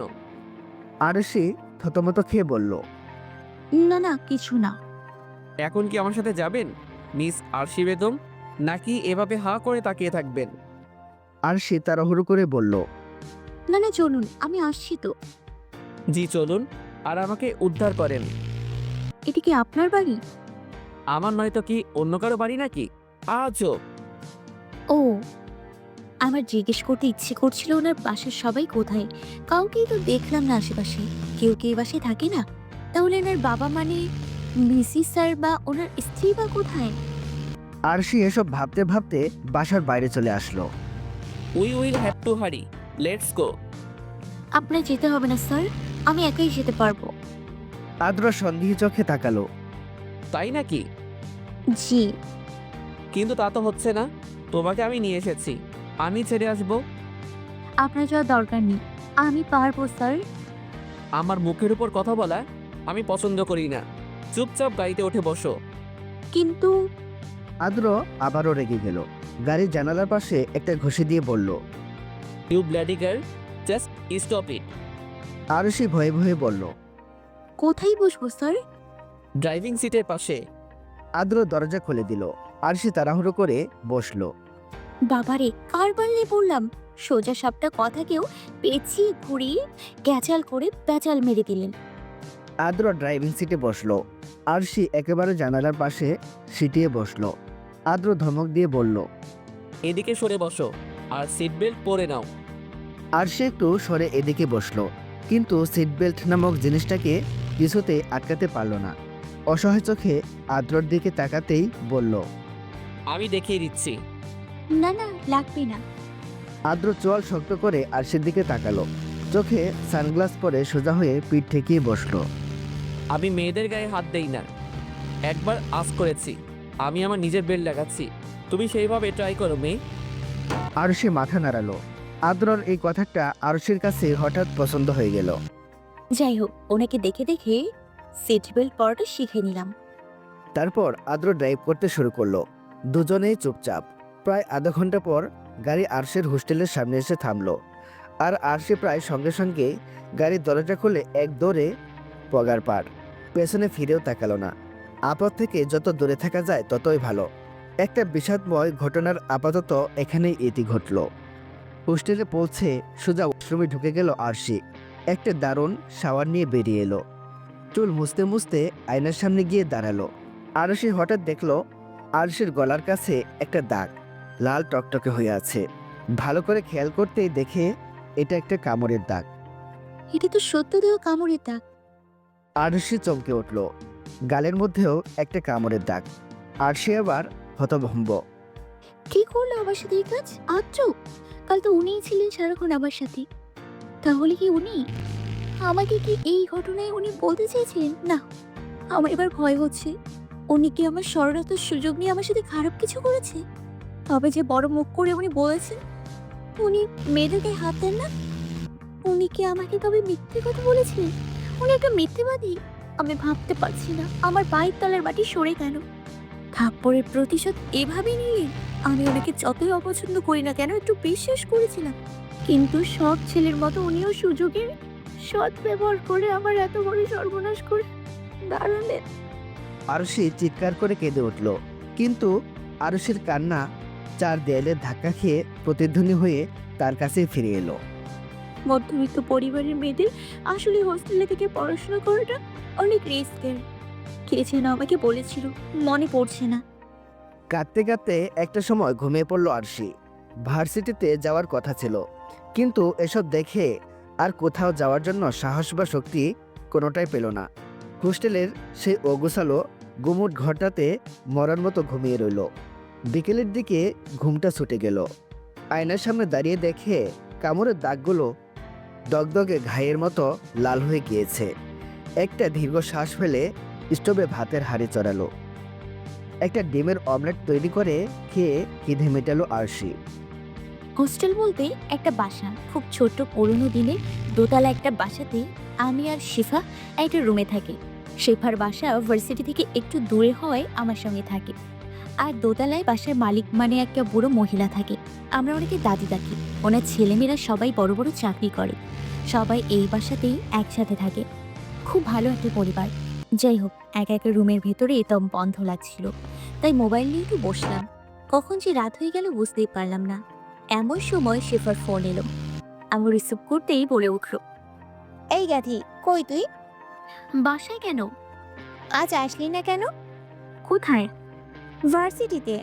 আমি তো বাসা থেকে এসেছিলাম, ভাবলাম তুইও আসবি, কিন্তু তুই তো এলিই না। ও, আমার শরীরটা ভালো লাগছিল না, তাই আসিনি। কেন, কোনো কিছু হয়েছে? হুম, কি? কাল বাসন্তী উৎসবের প্রোগ্রাম আছে ভার্সিটিতে। আর আমাদের ওই পলিটিশিয়ান বড় ভাই, উনি তোর খোঁজ করছিল। এই পলিটিশিয়ান লোকটা আবার কি? আমার ঠিক মনে পড়লো না। আমি শিবাকে জিজ্ঞেস করলাম, কোন বড় ভাই? তুই চিনিস না গাধি? আরে তুই বলবি তো, কত ভাইই তো আছে। আমার যিনি খোঁজ করছিল উনি কে? আদ্র ভাই, আই মিন তোকে ওই দিন বিচার করতে যে ভাইয়ের কাছে নিয়ে যাওয়া হয়েছিল। এই লোক আমার খোঁজ কেন করবে? আমাকে আবার কোনো নতুন শাস্তি দেওয়ার পায়তারা করছে না তো উনি? কি রে, শুনছিস? বল। তুই আজ এত চুপচাপ কেন? কথা বলতে কি ভালো লাগছে না? এই তুই কাজের কথা বল। ওই লোক আমাকে খুঁজছিল কেন? কিছু বলেছে তোকে? আসলে বাসন্তী উৎসবের সব দায়িত্ব তো ওনার উপরেই পড়েছে, তাই উনি সব স্টুডেন্টদের কাজ টাজ ভাগাভাগি করে দিয়েছেন। আর তোর কাজ হলো সব কিছুর হিসেব রাখা, ঠিকঠাক মতো ওনাকে পরে বুঝিয়ে দেওয়া। আমার কাছে সবার নামের লিস্ট দিয়ে দিয়েছেন। তুই কাল ওদের থেকে সব রসিদ জমা নিয়ে আদ্র ভাইকে হিসেব বুঝিয়ে দিবি। আমি ফোনে পাঠিয়ে দিচ্ছি ছবিগুলো। মানে আমি এসব করবো কেন? আমি কি জানি, আদ্র ভাই বলে দিয়েছে। আরশি বিরক্ত হয়ে ফোন রেখে দিতে যাবে, আর তখনই শেফা বলল, আসি শোন, বল। কাল সবাই বাসন্তী শাড়ি পরে আসবে, তুইও পরে আসিস। কিন্তু আমার তো এই রঙের শাড়ি নেই। কি বলিস? তাহলে কি পরবি? জানি না, লাল দিয়ে যা আছে তাই পরবো, আর না হলে যা ইচ্ছে তাই পরবো। রাখি। বলেই ফোন রেখে দিল আরশি। এই ন্যাকামির মানে কি হয়? যার বাসন্তী শাড়ি নেই সে কি পরে যাবে? তার চিন্তা করলো না কেউ? যত সব। আজ রাতেও ঘুমানোর পর আমি কারোর হাতের ছোঁয়া পেলাম গালে, কপালে কারোর ঠোঁটের ছোঁয়া। আমি বুঝতে পেরেও উঠলাম না। এক ভয়ঙ্কর ভীতি আমাকে গ্রাস করলো। চোখ খোলার সাহসটাও করলাম না। তবে কিছুক্ষণ পর কারো অস্তিত্ব টের না পেয়ে আমি চোখ খুলে তাকালাম। কখনো ঘরের লাইট অফ করি না। সেই আলোতে চোখ খুলে দেখলাম একটা প্যাকেট রাখা, রুমে নেই কেউ। আমি ঝট করে উঠে দাঁড়ালাম। প্যাকেট খুলে হাতে নিয়ে দেখি একটা হলদে শাড়ি। কেউ কি করে জানলো আমার ঠিক এই শাড়িটাই দরকার? যাই হোক, কালকে শাড়ির ব্যবস্থাটা হয়ে গেল। অনেক খুশি হলো আরশি। পরের দিন যথাসময়ে রেডি হয়ে রওনা দিল ভার্সিটিতে। ভার্সিটিতে ঢুকলো শেফার সাথে, পরনে সেই হলুদ শাড়িটা। কিছুক্ষণ ঘোরাফেরা করে পানি খাওয়ার উদ্দেশ্যে ক্যান্টিনের দিকে যেতেই হঠাৎ আদ্রের সাথে দেখা। আদ্র আরশিকে পাশ কাটিয়ে যাওয়ার জন্য চেষ্টা করতেই শাড়িতে পা বেঁধে উল্টে আরশি আদ্রের উপর পড়ে গেল। এই অনাকাঙ্ক্ষিত ঘটনায় আমি হতভম্ব হয়ে গেলাম। আদ্রকে দেখে মনে হচ্ছে উনি আমার চেয়ে দ্বিগুণ হতভম্ব। আমি অবাক এবং বাকরুদ্ধ। পুরো ভার্সিটির সবাই আমার দিকে তাকিয়ে আছে। আমি অস্বস্তিতে গা ঠুয়ে রইলাম। আমার পেটের যেখান থেকে শাড়িটা সরে গিয়েছিল ঠিক সেখানেই অসভ্য আদ্র ওনার হাত দিয়ে আমাকে ধরে রেখেছেন। ইচ্ছে করছে ওনার চুলগুলো টেনে ছিঁড়ে দেই। নিজেকে সামনে নিয়ে উঠে দাঁড়ালাম। সেদিনের অসভ্য ইতর ছেলেটা আমাদের দুজনের দিকে তাকিয়ে দাঁত কেলিয়ে হাসছে। আদ্র ছেলেটার দিকে রাগি দৃষ্টিতে তাকাতেই ছেলেটি সরে গেল। সবাই হাসাহাসি করছে। আদ্র উঠে দাঁড়ালো। ওনার হলদে সোনালি পাঞ্জাবি ধুলোয় মাখামাখি। আমি আর সেখানে এক মুহূর্তও দাঁড়ালাম না। চোখ গোল গোল করে তাকিয়ে থাকা শেফাকে নিয়ে সেখান থেকে চলে আসতে চাইলে আদ্র আমাকে দাঁড়াতে বললেন। তারপর আশেপাশে থাকা সবাইকে ধমকে সেখান থেকে চলে যেতে বললেন। শেফাও ভয়ে ভয়ে চলে গেল। সবাই চলে গেলে উনি আমাকে উদ্দেশ্য করে বললেন, আচ্ছা তুমি কি মেয়ে? এত উড়নচণ্ডী দশা কেন তোমার? সব সময় লাফালাফি চাপাচাপি না করলে তোমার শান্তি লাগে না? আমার মোটেও উড়নচণ্ডী দশা হয়নি। আর লাফালাফি ঝাপাঝাপি করলে আপনার কি সমস্যা? আপনি আমার উপর পড়লেন কেন? বাহ, বেশ তো, বেশ পটর পটর করছো। শাস্তির কথাটা এত তাড়াতাড়ি ভুলে গেলে? ওয়াও। দেখুন, আপনি আমায় অপমান করার চেষ্টা করছেন। আর শাস্তির কথা আপনার মুখে মানায় না। যে লোক মেয়েদের অসম্মান করতে ভোলে না, তার সাথে আমার কথা বলতে ঘৃণা হচ্ছে। আদ্র গাছের সাথে হেলান দিয়ে দাঁড়িয়ে আপাক মস্তক দেখে নিয়ে অবাক হয়ে বলল, মানে তুমি এসব কি বলছো? সুযোগের সৎ ব্যবহার মানে? এত তাড়াতাড়ি ভুলে গেলেন সব কিছু? বা আসলে বড় লোকের ছেলে বলে কথা, এদের কি আর সব মনে থাকে? মানে আরশি বিরক্ত চাহনি মেলে আদ্রর মুখ পানে তাকালো আর বলল, এত মানে মানে করছেন কেন আপনি? আপনার সাথে কথা বলার কোনো মুড নেই আমার। আমার সাথে করা ঘটনাগুলো মনে করুন, বুঝে যাবেন। কি করেছে আমি? তুমি আমায় অপমান করেছো। আমি তোমাকে একদিন আটকে রেখেছি বললে ভুল হবে। তুমি সেন্সলেস হয়ে গিয়েছিলে, তাই আমি তোমাকে আমার বাসায় নিয়ে গিয়েছি। That's enough. ও তাই? তাহলে ভার্সিটি তো আপনার, আপনিই তাহলে থাকুন। মানে মানে আমি এখানে আর পড়বো না। পড়বে না মানে? মানে আমি এখান থেকে চলে যাব। এই ভার্সিটিতে আমি আর পড়বো না। আপনি শান্তিতে থাকুন। আমার চেহারাও আপনাকে দেখতে হবে না। আদ্র কিছু না বলে গভীর হয়ে আমার দিকে তাকিয়ে রইলেন। আমি মনে মনে স্বস্তির নিঃশ্বাস ফেললাম। সত্যি আমি আর ওনাকে নিতে পারছি না। বড্ড অসহ্য লাগছে। এখান থেকে আমি চলে যাব। ট্রান্সফার সার্টিফিকেট নিয়ে অন্য কোনো কলেজে ভর্তি হব। এই শহরেই আর থাকবো না আমি। আমি আর চোখে একবার আদ্রকে দেখে নিলাম। বাই বলে চলে আসলাম। পেছন ফিরে দেখলাম উনি আমার দিকে তাকিয়ে আছেন। হাত দুটো মুষ্টিবদ্ধ করে দাঁড়িয়ে আছেন।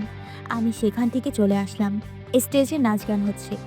আমি শেফাকে অনেক খুঁজে একটা চেয়ারে বসারত অবস্থায় দেখতে পেলাম। দৌড়ে গিয়ে ওর পাশে বসে পড়লাম। ও বড় বড় চোখ করে আমার দিকে তাকাতেই আমি বললাম, এই দিকে না তাকিয়ে পারফরমেন্স দেখ, একটা কথাও বলবি না।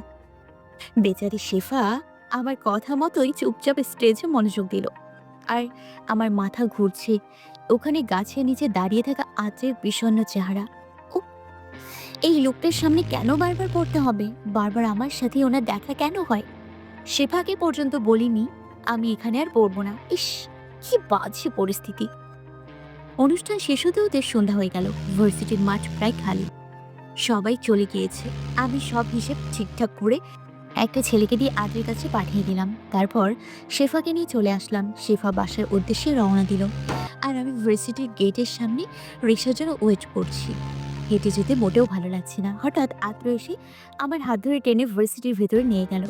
আমি কিছু বুঝে ওঠার আগেই উনি শক্ত গলায় বললেন, কি পকেট পার হওয়ার মতলব করছো নাকি?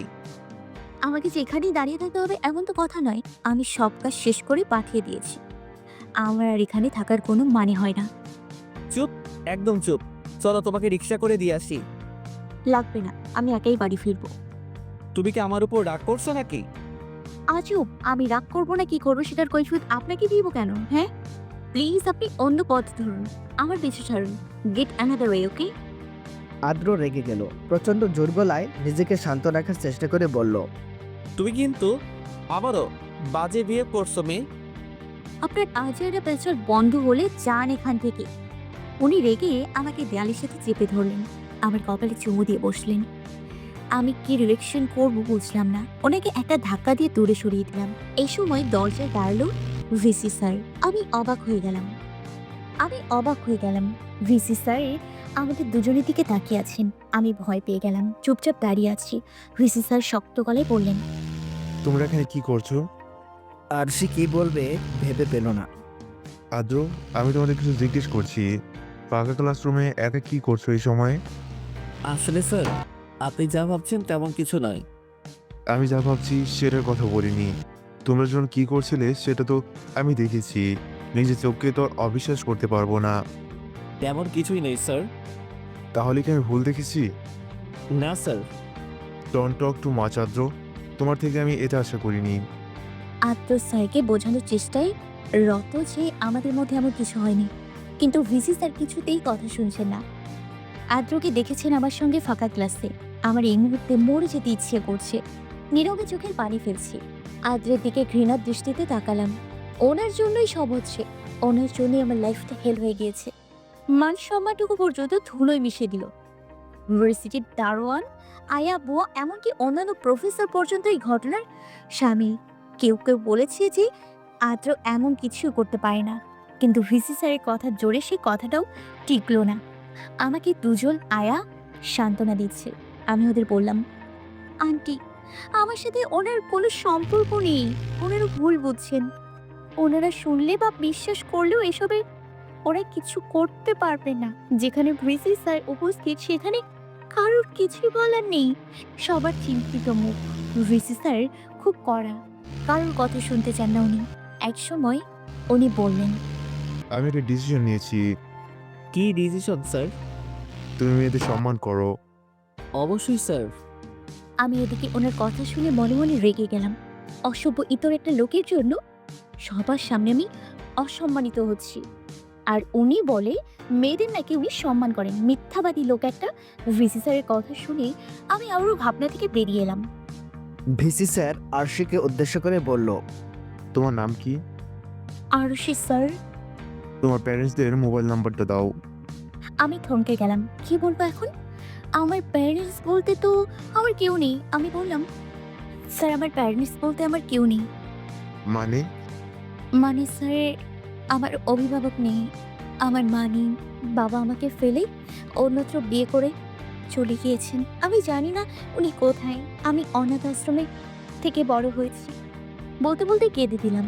আমি চাইতাম না আমার এই সিক্রেট কেউ জানুক, কিন্তু আজ শুধুমাত্র পরিস্থিতির চাপে আদ্রের জন্য সবার সামনে আমাকে এই কঠিন সত্যটা বলতে হলো। আবারও মনে করিয়ে দিল আমি এতিম, আমি অনাথ। ক্লাসরুমে একটা অস্বস্তিকর পরিবেশ তৈরি হলো। আদ্র আমার দিকে কেমন দৃষ্টিতে তাকিয়ে আছেন। হয়তো তার খারাপ লাগছে। না, ওনার কেন খারাপ লাগবে? উনি তো আমার কষ্টগুলোতে আঘাত দিতে পারলে শান্তি পান। ভিসি স্যার একটু কি যেন চিন্তা করলেন। তারপর আদ্রকে উদ্দেশ্য করে বললেন, স্যারকে ফোন দাও। কোন স্যার? তোমার বাবা, আই মিন টু সে আমাদের সাবেক ডিস স্যার। আদ্র আবারও অবাক হলো আর বলল, বাবাকে কি দরকার স্যার? এটা আমি ওনাকে বলবো। এখানে আসতে বলো, আর কোনো প্রশ্ন নয়। আদ্র কিছু বলতে গিয়েও থেমে গেল। ভিসি স্যারকে যথেষ্ট সম্মান করে, তাও বাবাকে ডাকাতে আদ্র বেশ কনফিউজড। করতে চেয়েছিল একটা, আর হয়ে গেল আরেক ঝামেলা। ভিসি স্যার কি আরশিকে ভার্সিটি থেকে বের করে দিবেন? কিন্তু আদ্রের ভোরের শাস্তি আরশি কেন পাবে? আদ্র সাবেক ভিসি স্যারের পুত্র, আর আরশি অনাথ বলে। এদিকে আরশিও কেমন ব্যবহার করছে আদ্রের সাথে, কিন্তু কেন? আদ্র আর ভাবতে পারল না। ফোন লাগালো বাবাকে। কিছুক্ষণের মধ্যেই ওপাশ থেকে আরিফ সাহেবের গলা শোনা গেল। আদ্র বলল, আব্বু, বলো কি ঝামেলা ওখানে? তুমি জানো হুম, কে বলেছে? দারোয়ান ফোন দিয়েছিল একটা মেয়ের সাথে নাকি তোমার ফাঁকা ক্লাসরুমে দেখা গিয়েছে। কিন্তু আমাদের মধ্যে কিছুই হয়নি। আমার ওর সাথে কিছু কথা ছিল। আমি বুঝতে পারছি। স্যার তোমাকে আসতে বলছে এখানে। আমি ওখানে গিয়ে কি করব? আমি জানি না আব্বু। বিসি স্যার তোমার সাথে কথা বলতে চান। বিষয়টা খুব সিরিয়াসলি নিয়েছেন উনি। আনিস সাহেব একটা দীর্ঘ শ্বাস ফেললেন আর বললেন, ওকে, আমি আসছি।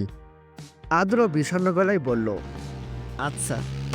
ভিসি স্যারের কথা শুনে আমি হতবাক। আদ্র অবাক চোখে তাকিয়ে আছে।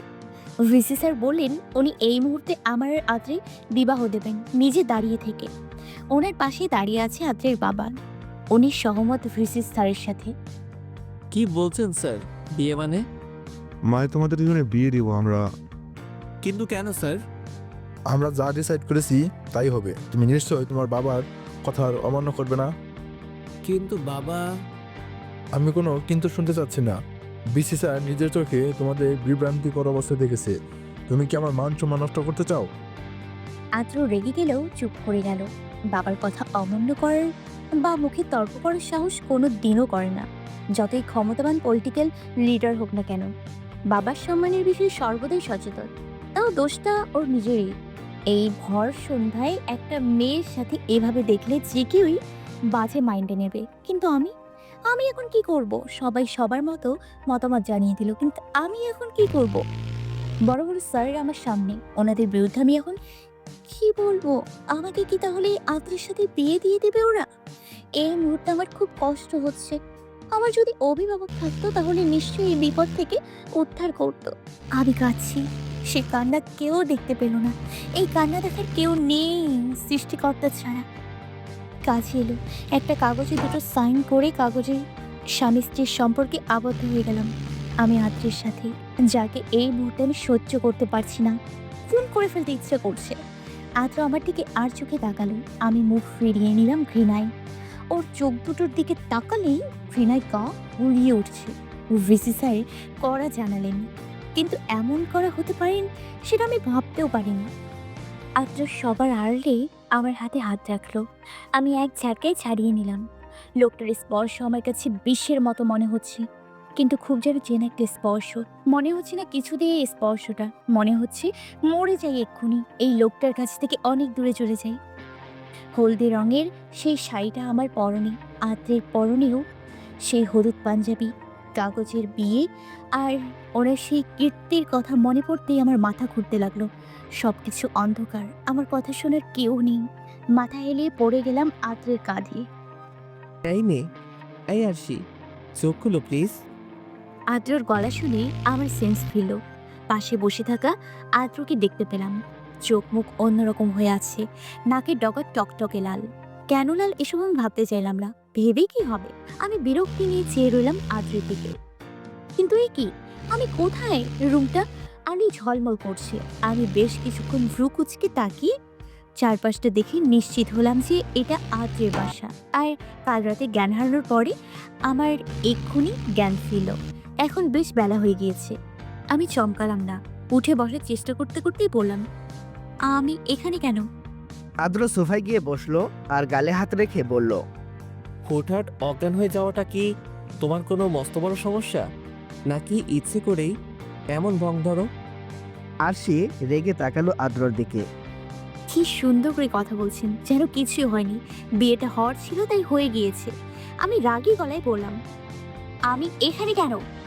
আদ্র ঝটপট মোবাইল হাতে নিল। আরশির কথা যেন শুনতেই পায়নি। আরশি চিৎকার করে আবারও জিজ্ঞেস করলো। শুনতে পাচ্ছেন নাকি বলছি, নাকি অকালে কালা হয়ে গিয়েছেন? আদ্র ভাবলেশহীনভাবে বলল। বিয়ের পর যেখানে থাকার কথা সেখানেই আছো। আরশির প্রচণ্ড রাগ হলো। সবটা ঘটনা একেবারে প্রথম থেকে শেষ পর্যন্ত চিন্তা করতেই মাথায় কিছু একটা খেলে গেল। গলায় জোর এনে বলল, আমার সাথে আপনি কি এটা করেছিলেন কাল? কখন? কাল রাতে। কি করেছি প্লিজ ক্লিয়ার করে বলবে? কাল রাতে সিভি স্যার যেটা দেখেছিল সেটা আপনি কেন করেছিলেন? কি দেখেছিল স্যার? এই যে আমার কপালে চুমু দিয়েছিলেন কেন? আদ্র যেন আকাশ থেকে পড়ল এমন একটা ভাব করে আরশির দিকে তাকালো। প্রশ্নটা এড়িয়ে গিয়ে আরশিকে বিব্রত অবস্থায় ফেলতে ইচ্ছে করেই বলে উঠল, নতুন বিয়ে করেছি তো কেমন একটা বউ বউ ফিল হচ্ছে, খুব প্রেম প্রেম পাচ্ছে। আমি বড় বড় চোখ করেই অভদ্র অসহ্য লোকটার দিকে তাকালাম। কিছুক্ষণ এভাবে বসে থাকলাম, কি করব কাকে বলবো ভেবে পেলাম না। আদ্র বোধহয় আমার অবস্থা বুঝতে পারলো। আদ্র আরশিকে ওয়াশরুম দেখিয়ে দিল আর ফ্রেশ হয়ে আসতে বলল। আরশি রাগে চোখে তাকালো, ভেঙচি কেটে বলল, আপনি কি কেউ বলতে বলেনি? তাই? হুম। তো এদিক সেদিক তাকিয়ে কি করছিলে, নাকি চুরি টুরি মতলব করছো? আপনি কিন্তু বেশ বাড়াবাড়ি করছেন। আদ্র আরাম করে বসলো, মাথা দুলিয়ে আরশিকে জিজ্ঞেস করলো, এক এক করে বলে ফেলো তো, আমি কি বাড়াবাড়ি করেছি? মে ইট নো হ্যাপেন। তুমি যদি আমাকে রাগাও তাহলে কি করব নিজেও জানি না। নাও স্টার্ট। আরশি রেগে বলল, what the hell are you? আপনাকে রাগালে আপনি কি করবেন?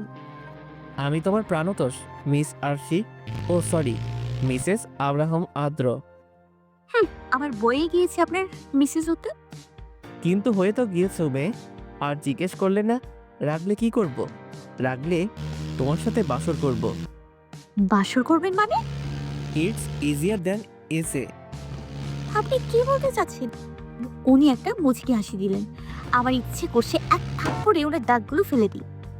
তুমি তো আমার বউ, বাসর করব মানে আমি তোমার কাছাকাছি আসব। আপনি তো আমার কাছাকাছি আছেন।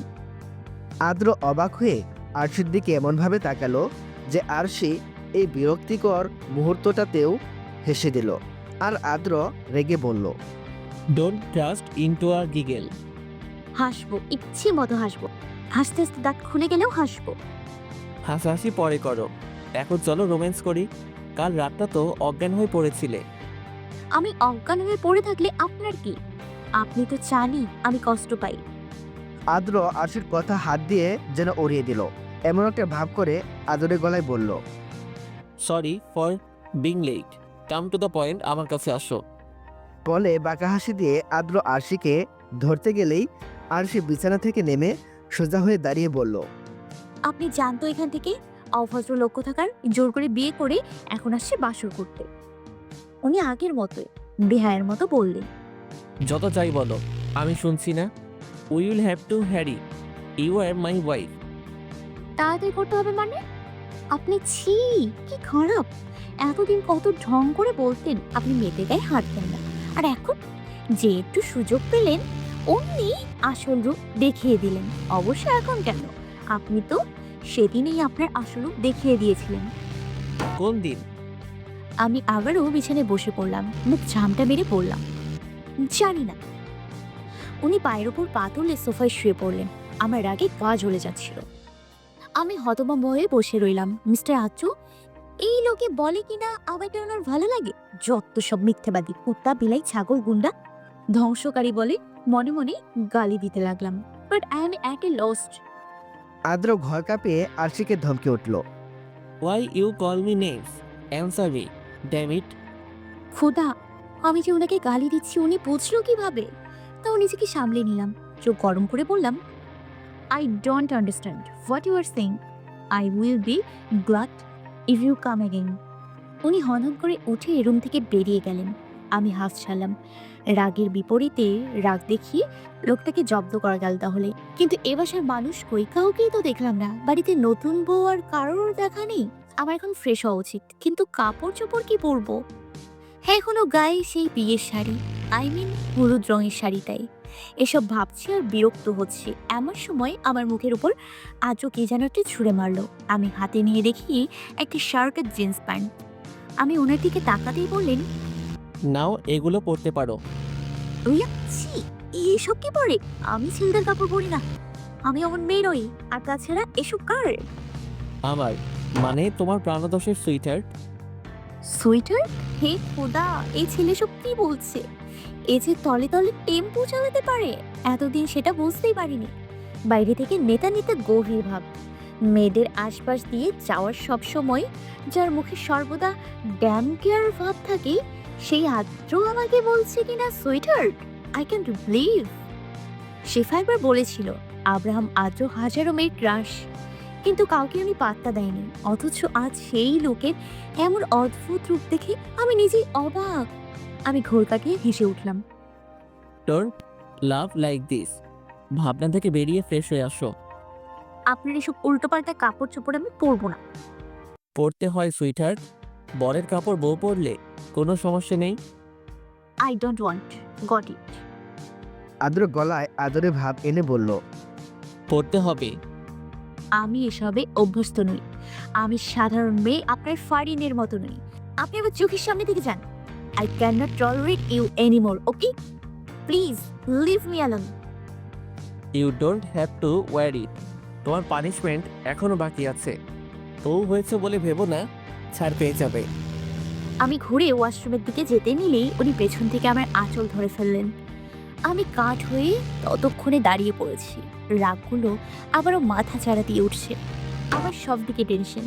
কে প্রতিনিয়ত আমার পিছু নিচ্ছিল এটা না জানতে পারলে আমার মনে হচ্ছে আমি দম আটকে মারা যাব।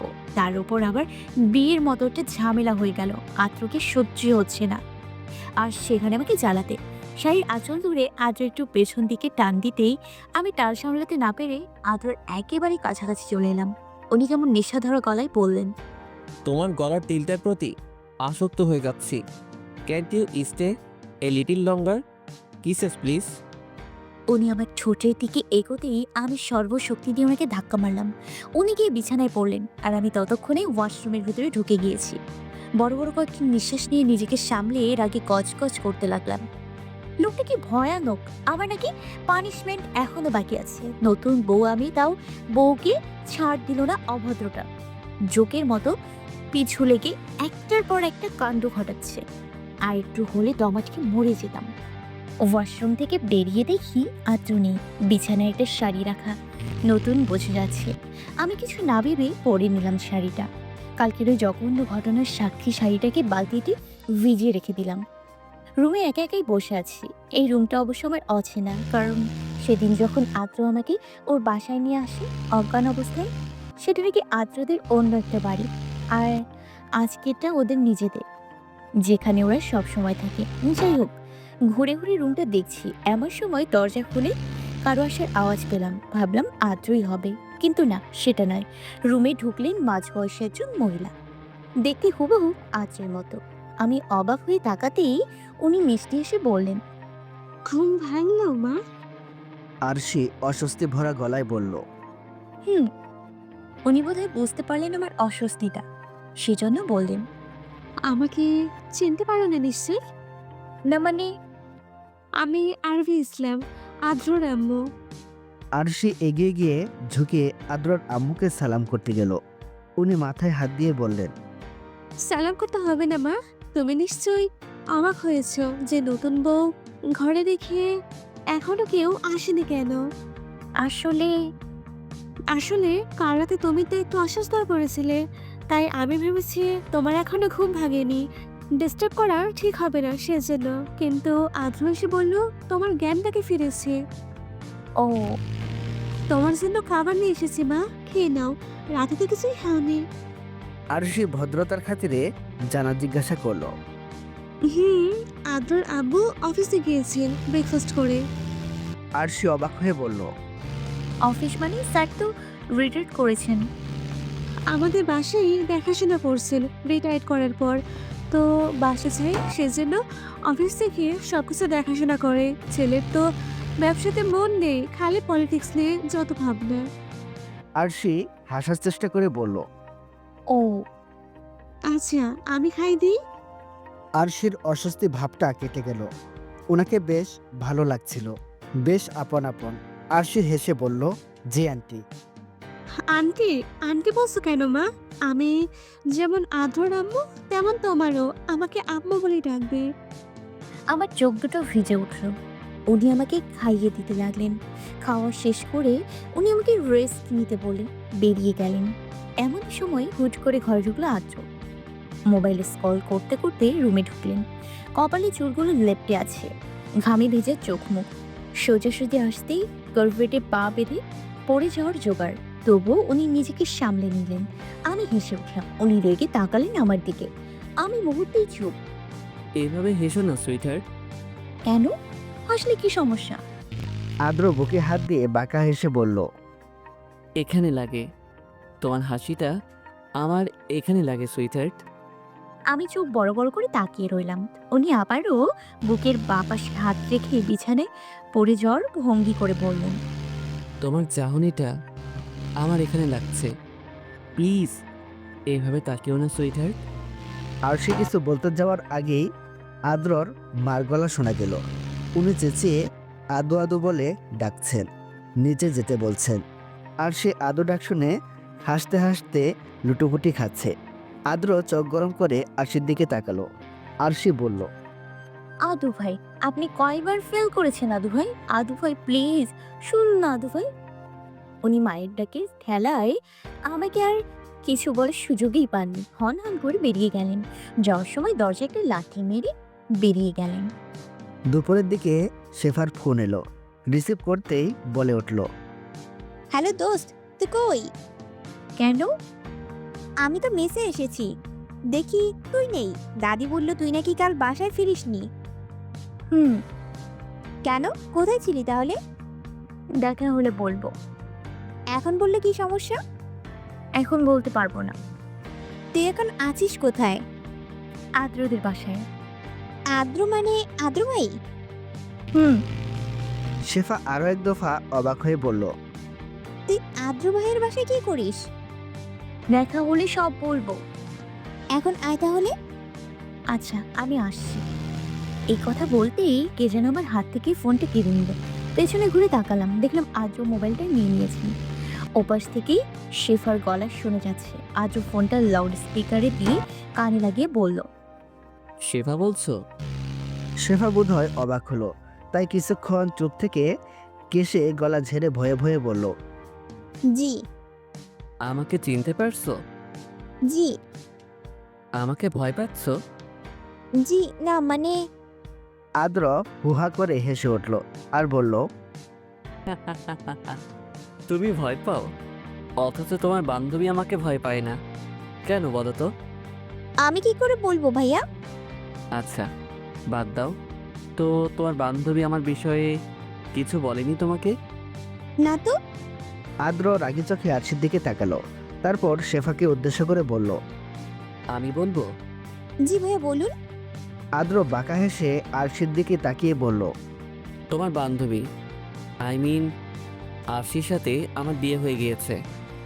শেফা প্রথমে একটু অবাক হলেও পরক্ষণে বলল। আপনি ফান করছেন তাই না ভাইয়া? আদ্র মুখে একটা ইনোসেন্ট ভাব এনে বলল, আমাকে কি তোমার ফান বয় মনে হয়? না ভাইয়া, ঘটনা কি সত্যি? হুম। শেফার গলা দিয়ে বোধহয় আওয়াজ বেরোচ্ছে না। কিছুক্ষণ ইতস্থ করে বলল, আরও সেই কাছে ফোনটা দেওয়া যাবে ভাইয়া? অফকোর্স যাবে, নাও কথা বলো। বলে বাঁকা হেসে আমার দিকে ফোনটা বাড়িয়ে রুম থেকে বেরিয়ে গেল। আমার রাগে গা জ্বলে যাচ্ছে। উস্তা দিয়ে ফেলে দিতে ইচ্ছে করছে, মুখ দর্শন করতেও ইচ্ছে করছে না। আমি ফোন নিয়ে কানে লাগাতেই শিফা বলল, দোস্ত, এসব সত্য? আরশি বিরক্ত হয়ে বলল, তুই এটাই বলতে চেয়েছিলি আমাকে দেখা করে? তুই ছাড়া আমার কে আছে বল? কিন্তু এই অঘটন ঘটলো কিভাবে?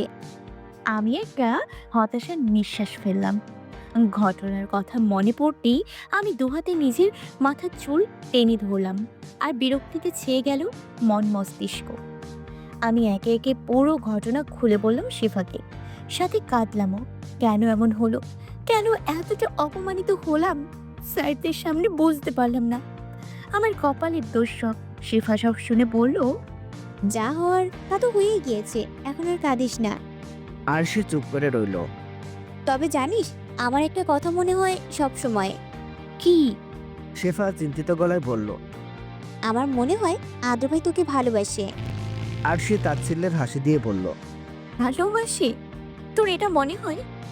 ওনার সামনে হাজারো সুন্দরী মেয়েরা সবসময় ঘোরাফেরা করে, আর উনি ওদের না ভালোবেসে আসবে আমার মতো একটা এতিম মেয়েকে ভালোবাসতে? হাসাবি? হতেই তো পারে, এমন না হওয়ার তো কোনো কারণ নেই। উনি আমাকে ভালোবাসতে নয়, পানিশমেন্ট দেওয়ার জন্য বিয়ে করেছেন। সেটা কি আর আমি জানি না? পানিশমেন্ট মানে? কিসের পানিশমেন্ট? আমি চুপ হয়ে গেলাম। এই বিষয়ে এখন কথা বলার কোনো ইচ্ছে আমার নেই।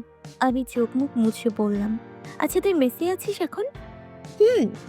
আচ্ছা, আমি তাহলে এখন রাখি। আসার চেষ্টা করব, তবে মনে হয় না আমি আসতে পারবো। যদি না আসি তাহলে তুই তোর বাসায় চলে যাস। বাসায় যাবার কি আছে?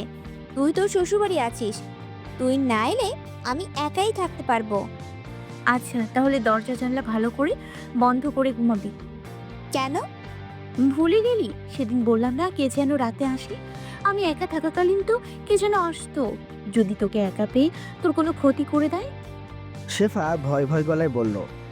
আচ্ছা, রাখি তাহলে। হুম। ফোন শেষ করতেই আদ্রের হামলা। দরজা দিয়ে ঢুকতে ঢুকতে বলল, কথা শেষ? আরশি মুখ ভেঙচি দিল।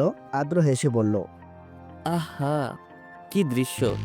বিয়ে করলে যে এমন সুন্দর দৃশ্য দেখা যাবে, সেটা যদি আগেই জানতাম তাহলে কবে বিয়ে করে নিতাম। আরশি রেগে বলল, তো করে নিতেন, আমাকে বিয়ে না করে আপনার ফারিনকে বিয়ে করতেন, তাহলে আরো সুন্দর দৃশ্য দেখতে পেতেন।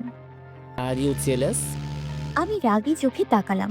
ঘুষি দিয়ে নাক ফাটিয়ে দিতে ইচ্ছে করছে। আমি নাকি জেলাস হব? হাস্যকর কথা। আমি গুটি গুটি মেরে আত্রের বুকের মাঝে শুয়ে আছি বললেই ভুল হবে। এই অসহ্যকর অভদ্র লোকটা আমাকে জোর করে নিজের বুকের মাঝে টেনে নিয়েছে। এখন প্রায় মাঝরাত। আমি 12টার দিকে ইতস্তত করে যখন বিছানায় শুয়ে পড়ি, তখন আত্র বাসায় ছিলেন না।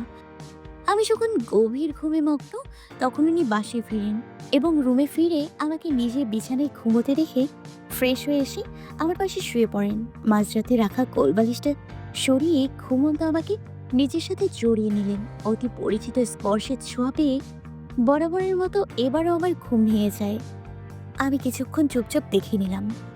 যখন মনে পড়ল আমি আজের বাসায়, তখনই চোখ খুলে তাকিয়ে দেখি বচ্চাত আদ্রটা আমাকে জড়িয়ে ধরে কোলবালিশ হিসেবে ইউজ করছে।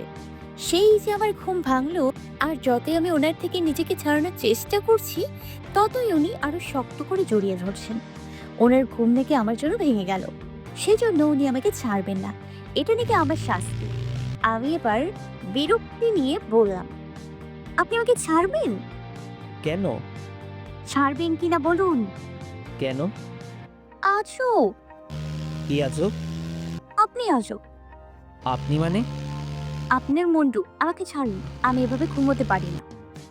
এইভাবেই তো ঘুমাতে হবে সুইটার। এভাবে কে ঘুমায়? এমন ঘুম মানুষই ঘুমায়?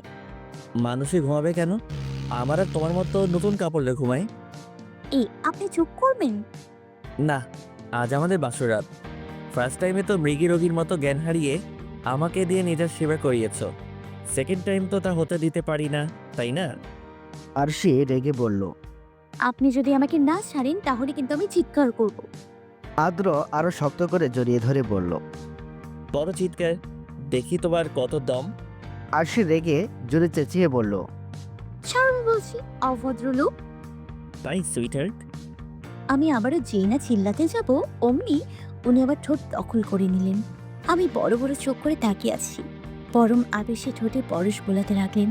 আমি আকাশ পাতাল চিন্তা করেও ওনাকে সরাতে পারছি না। কিছুক্ষণ পর নিজেই ছেড়ে দিলেন। কপালে একটা চুমু দিয়ে বললেন, আরো জোরে চেঁচাও সুইটার। এটা আপনি কি করলেন? আদ্র হুট করেই উঠে বসলো আর রাগী গলায় বলল, চোখ মুছো, এখনই চোখ মুছো। Damn it. আরশি কেঁদেই দিল। আদ্র আবারও ধমকে উঠে বলল। কানে যাচ্ছে না কথা? আরশি ফুপিয়ে ফুপিয়ে কাঁদছে, চাইলেও আটকাতে পারছে না। লজ্জা আর ভয়ে কিছুতেই থামাতে পারছে না।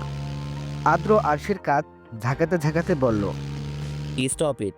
বলছি না আমার সামনে কাঁদবে না। আমি তাও থামছি না। এবার ওনার প্রতি রাগ হচ্ছে আমার।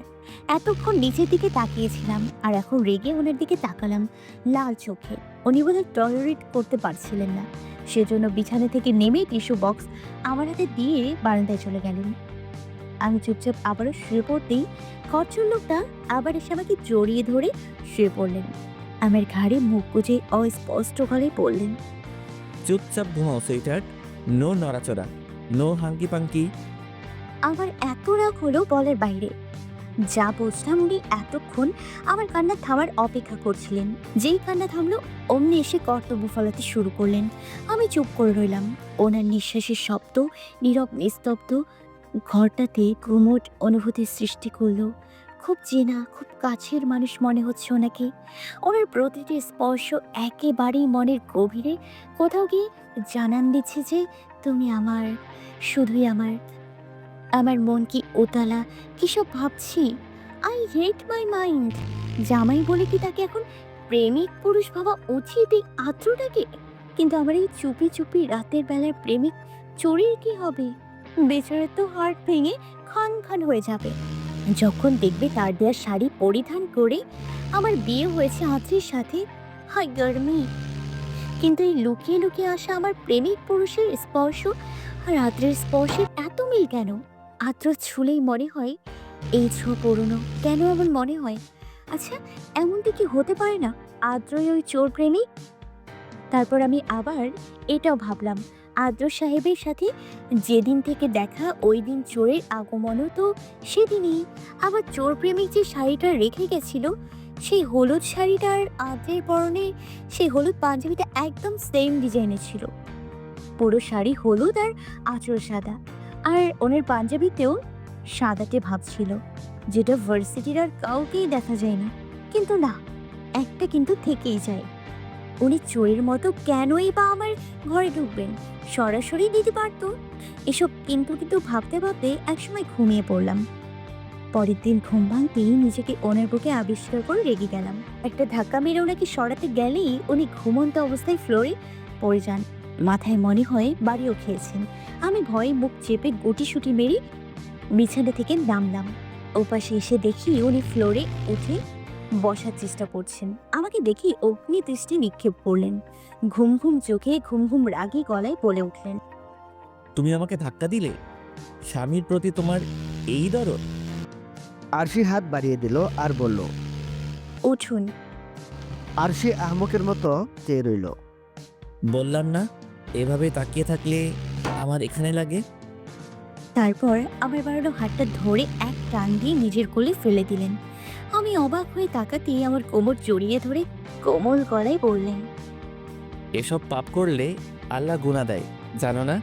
স্বামীদের সাথে অশুভ ব্যবহার করা গুরুতর অপরাধ।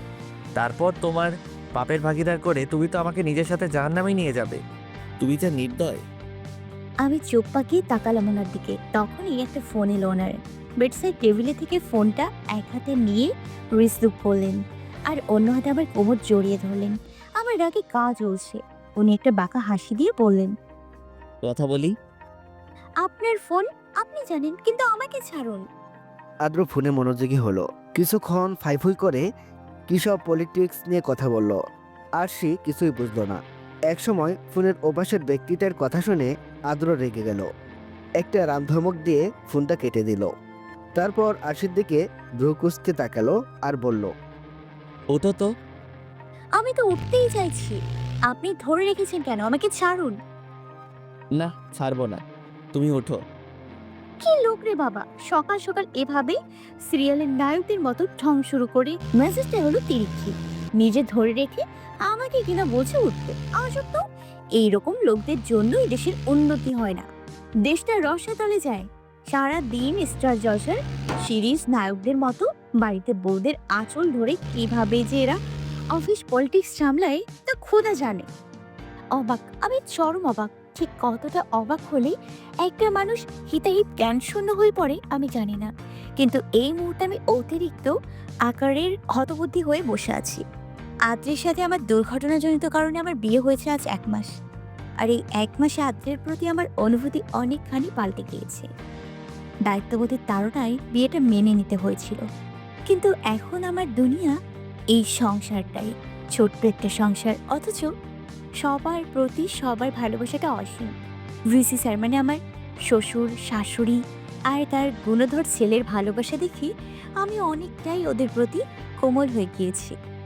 এতিম বলে ওনারা আমার প্রতি দয়া দেখাননি, যেটা দেখেছি সেটা আমার প্রতি একরাশ সম্মান আর এক বুক ভালোবাসা।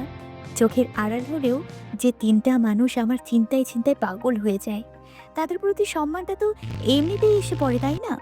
কিন্তু আমার অবাক হওয়ার কারণ, আমি যখনই 1 মাসে একটু একটু করেই আদ্রতার প্রেমে পড়েছি, ওনার উল্টাপাল্টা কাজগুলোকে অভ্যাস হিসেবে মেনে নিয়েছি, তখনই এটা ঘটলো। আমি দুপুরের খাবার শেষ করে রুমে এসে বসতেই আদ্র বলল, এই মেয়ে, এখানে আসো। আরশি বিরক্তি নিয়ে বলল। কেন? চোখ রাঙিয়ে আদ্র বলল, আসতে বলেছি, আসো। আসবো না। কি? শুনতে পাননি? আসবে কি আসবে না? বললাম তো আসবো না। আদ্র বাঁকা হেসে বলল, এসো না, তাতে আমার কিছু যায় আসে না। আরশি ভেঙচি কেটে রুম থেকে বেরিয়ে আসতে নিলেই আদ্র আরশির ওড়না টেনে ধরে বলল, দাও না একটু মাথাটা টিপে, আমার খুব মাথা ধরেছে মেয়ে। আহা, ওনার মুখে আজকাল মেয়ে শব্দটা শুনতে কতই না মধুর লাগে। আর আগে যখন বলতো তখন আমি রেগে একাকার হয়ে যেতাম, কিন্তু এই মুহূর্তে ওনার কিউট করে বলা কথাটা শুনে আমি মেসেজ লিখে বললাম, আপনার মাথা ধরেছে, আমাকে না বলে দেয়ালের সাথে বাড়ি দিন, ফটাফট ঠিক হয়ে যাবে।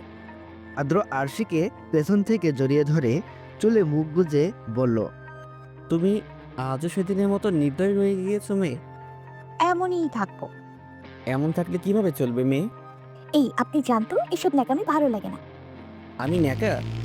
জি, ইভেন আপনি একটু খারাপ মানুষ। আপনি কি ভেবেছেন আমি সবকিছু ভুলে গিয়েছি? না, আমি আপনার কর্মকাণ্ড কিছু ভুলিনি। আদ্র রেগে গেল। আরশিকে আদ্রর মুখোমুখি দাঁড় করিয়ে বলল, এই মেয়ে, তুই মাঝে মাঝে এটা কেন বলো? এমনভাবে বলো যেন আমি ভয়ঙ্কর কিছু করে ফেলেছি তোমার সাথে। বিষয়টা কি বলো তো? বিষয়টা এত তাড়াতাড়ি ভুলে গেলেন? আরে কোন বিষয়? সেটা না বললে আমি জানবো কি করে?